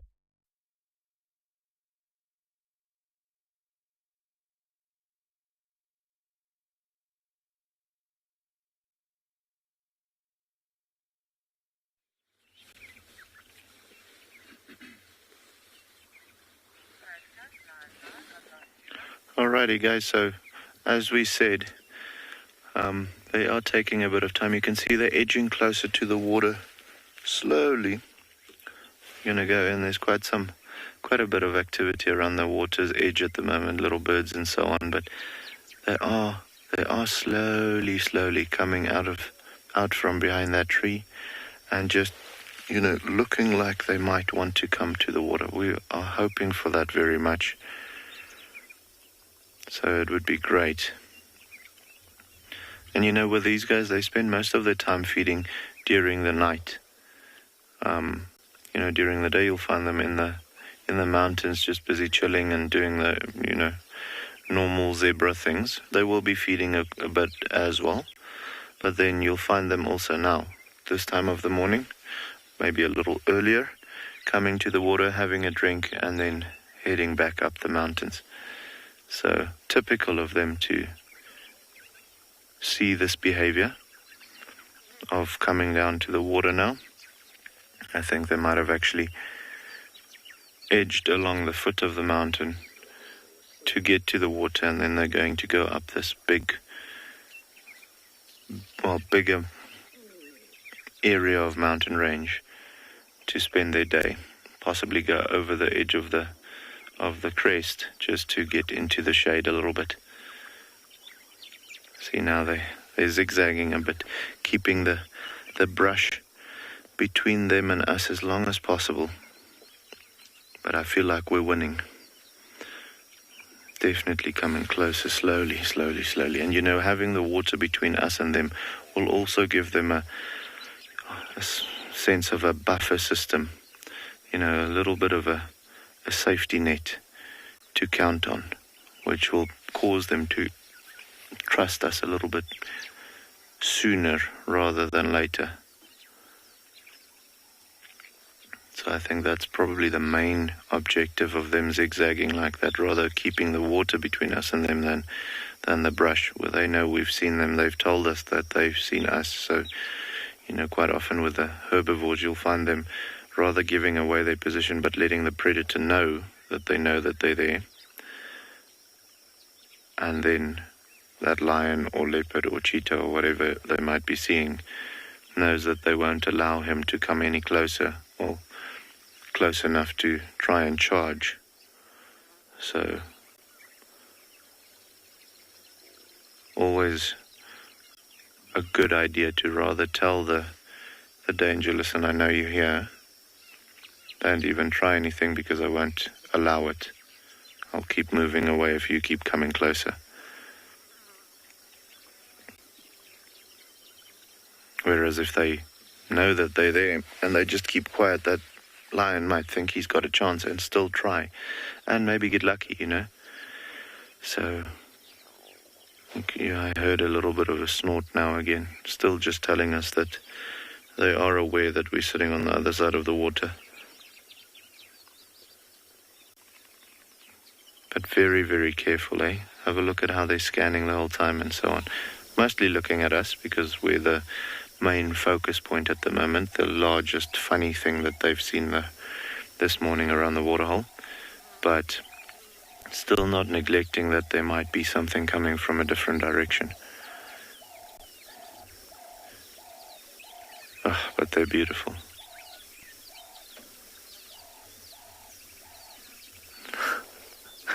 I love how they're edging closer one by one. It's like you go now, then I'll go, then I'll go. So yeah, it's pretty cool.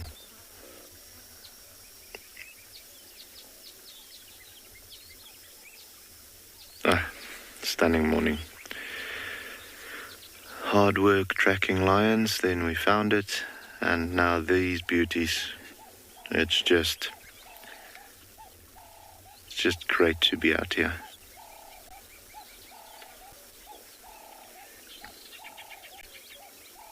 There we go. Come, boy.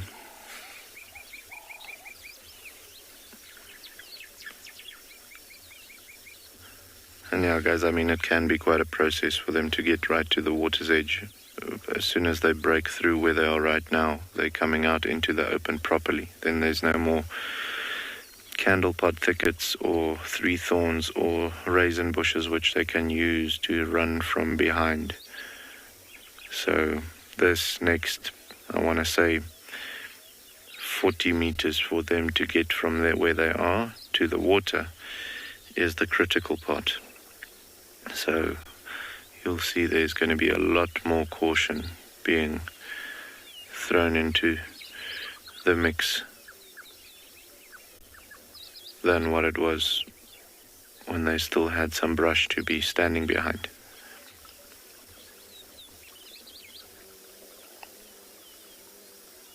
Those ears of theirs also a little bit shorter and a tiny bit more round-like, round looking than what you'd find with the plain zebra. So that's another thing that you can also look for.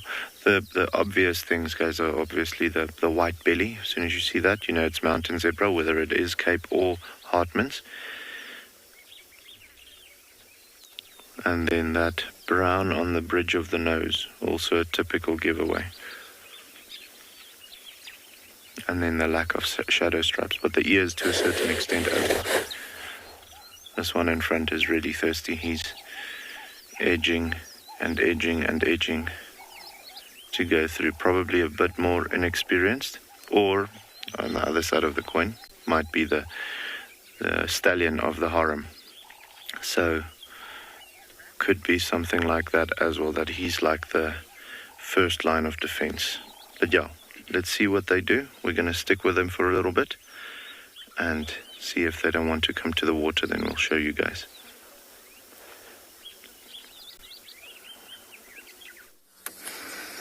We've just been having the most magical time with the dogs. They're all swimming and splashing and drinking and wallowing, and I saw the puppy with the broken leg. It's a broken paw. It looks like the ankle joint, if you like. Something's wrong. Just very sad. But I'm just going to let you sit and enjoy this. Swimming puppies.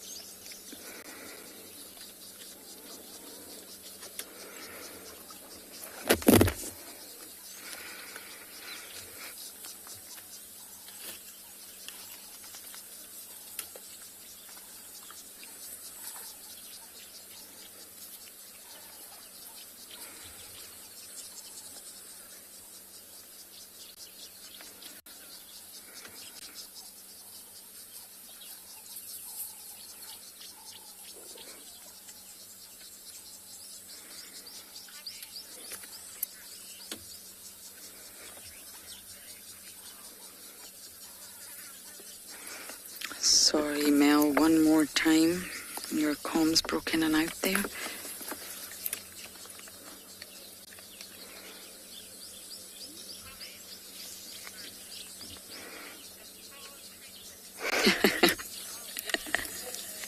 Beverly, I agree. Oh, it's been so magical. And how good must that feel, you know? Putting your body into a mud bottle like that. I would love to do that right now. I would look like a beached whale, but still, I would love to do that. And they're all heading back now. They're all slowly going to head back towards the adults. The puppies still look very young. They've grown up a lot, but they still look young.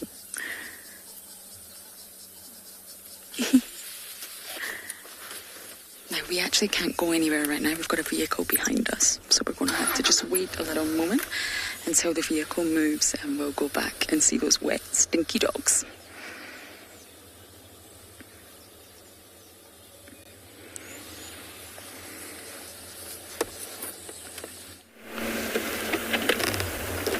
Here we are, finding some shade, but I have caught, catch is a strong term. This unfortunate cicada landed, let go of me, hang on a sec, landed on the dashboard, and I thought I would capture him because I've spoken quite a lot about how they make their noise. Now, just inside there, I think that this is a female because it's not making any buzzing noises. Just beneath the legs, where my baby fingernail is, on the males, is the sound-producing apparatus. And it's basically a hollow within the abdomen, and that hollow has within it two membranes. And those membranes are like those old Coke bottle tops, or in fact the lid of the can of say a Coke or any other kind of aluminium can, and when you press the top of it and then let it go, it makes a popping sound, right? Well, if you put a muscle, that's what this membrane's like, and it's got a muscle attached to the bottom of it, and it pulls down the membrane, it makes a popping noise, and then it lets the membrane go, and it makes a popping noise as it goes up again. And so it's got two of these, and it does that really, really quickly, and that's how a cicada makes its buzz. So it's not the legs, it's not stridulating like it is with something like a cricket or a grasshopper. And it's just below there. But you can't see it on this one because this one is a female, I think. Because normally when you catch them like this, they start to make squeaking noises. Right, shall we see if it flies away? All the best for you. Yes. All's well that ends well, as they say. No further luck, I'm afraid, with Batandia and a cub. They came into this area apparently earlier this morning after all the vehicles left them, but we haven't had any luck on that score, I'm afraid. It was quite cool though to find that little carder.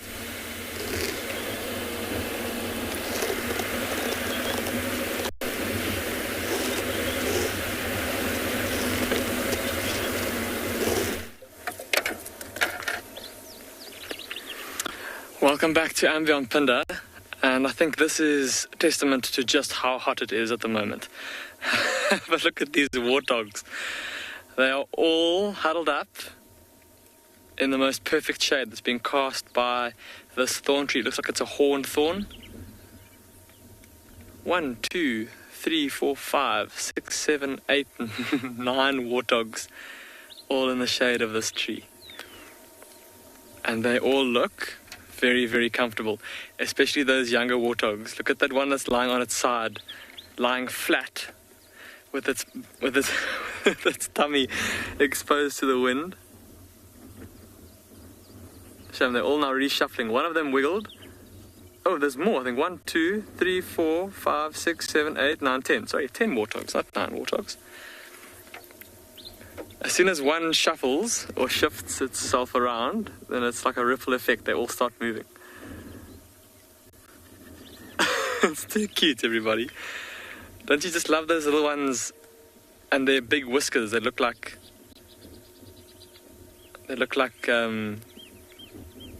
big sideburns, like Charles Darwin sideburns, if you will. Shame, but look at how heavily they're panting, especially that female on the far right. Look at how that tummy is heaving up and down. And her tummy is looking super, super big, super full. And there's no way that she could have eaten that much to make her tummy that big. She looks like she's pregnant. I think maybe even all 3 of these sows, actually looking at them carefully, might be pregnant. Just like the impala and the wildebeest, they will be due to have their little piglets soon. In fact, listening to reports from neighbouring reserves close by to us, they've already started seeing little warthog piglets. We haven't seen any here just yet, but I'm sure it won't be too long before we do. But this is too cute. Look at that one that's got its chin on the other one's side there. And what this appears to be, it looks, like I said, 3 adult sows, and then no doubt they're piglets from last year that are still with them. Can be quite sociable animals, can be warthogs. Warthogs can be quite sociable animals, should I say. And so look at these, even though these piglets are already probably about a year old, still with their mothers. But more than likely, when it comes time for their mums to go and have their new piglets, they'll have to go off on their own. They might go and join up with other young warthogs, or other adult warthogs, while their mothers spend time with their new offspring. Isn't that the cutest thing? Look at this warthog sow in the middle here, and her little piglet from last year's lying with his head against hers. Butterfly, you're saying pigs in a blanket. Butterfly, I think a blanket is the last thing that these warthogs want. They look very uncomfortable. Well, at least the sow on the far right looks rather uncomfortable. The heat is quite oppressive.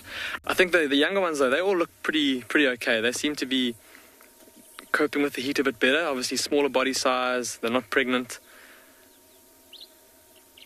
And yeah, certainly that one that's in the middle there, it's got the right idea. It's got its tummy exposed to the wind. Shame, but look at how high the sun is already in the sky. Look at how the shadow of this tree is basically straight beneath the branches. The sun is, it's not even 9 o'clock, and the sun is really, really high in the sky. That shade is already diminishing in size. Shame, these poor warthogs are going to have to move in directly around the trunk of this tree. But they've been quite clever about it. See how they've tried to position themselves, I suppose, as close to that trunk as they can for now, so that they can rest for as long as possible before they do have to move.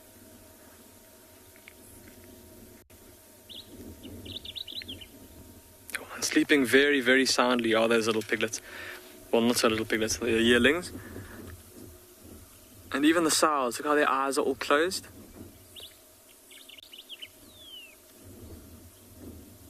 Maybe taking comfort from the fact that it is so hot and that the odds of there being a big lioness prowling around here are maybe a bit lower than they would be at other times of the day. I think, yeah, it would have to be a very desperate lioness to be moving around while it's so hot like this.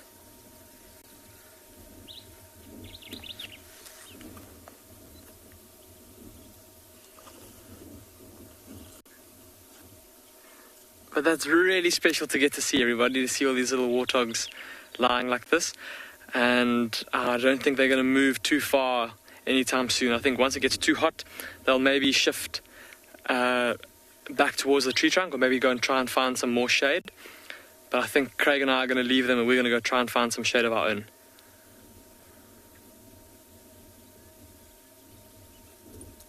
Well, I'm glad all the animals are enjoying the shade. All the dogs have the shade here. Niels and I, not so much, but it's worth it. It's so good to see the Pungwe pack again. It really is. The puppies can't sit still, though. They're off on some other mission. I don't know where they've gone, but puppies be puppies.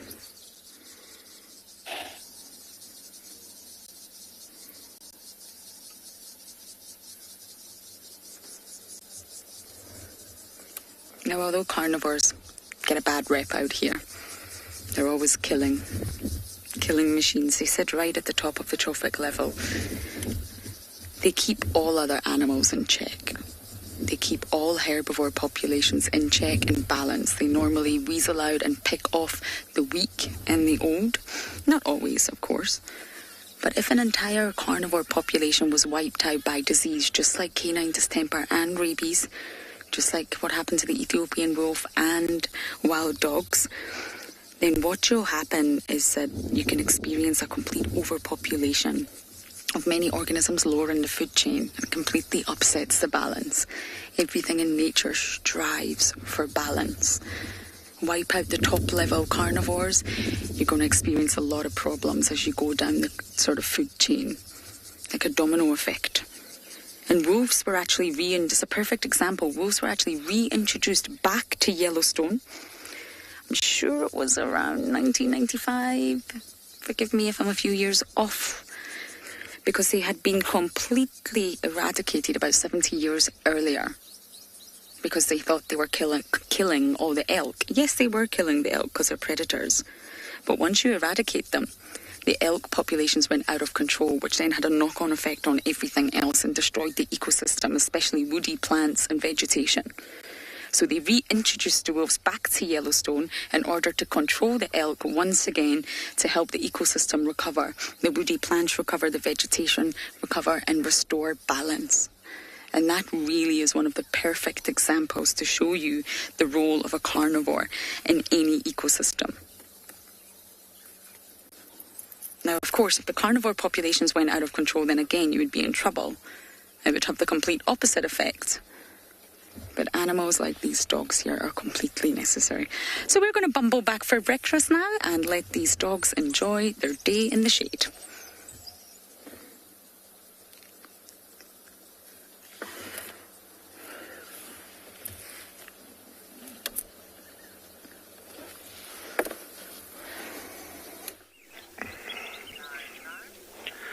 So guys, we had them come right up to the bank of the dam wall and then they got a fright for a bird flying up from the water's edge and ran back to where they are standing currently, and from there they've just zigzagged up and down along that line. But yeah, just really interesting to see how careful they are, and you know, what a treat to be able to see these animals. Like I've mentioned earlier, they spend most of their day in the rocky areas, so we don't often get to spend such quality time with them, and that's just, you know, like a breath of fresh air to be able to do that. So I do think they are going to come down eventually to the water, but that bird just broke the trust a little bit. was a Cape turtle dove. And I think he wasn't expecting them looking over the dam wall, and they weren't expecting him at the water's edge.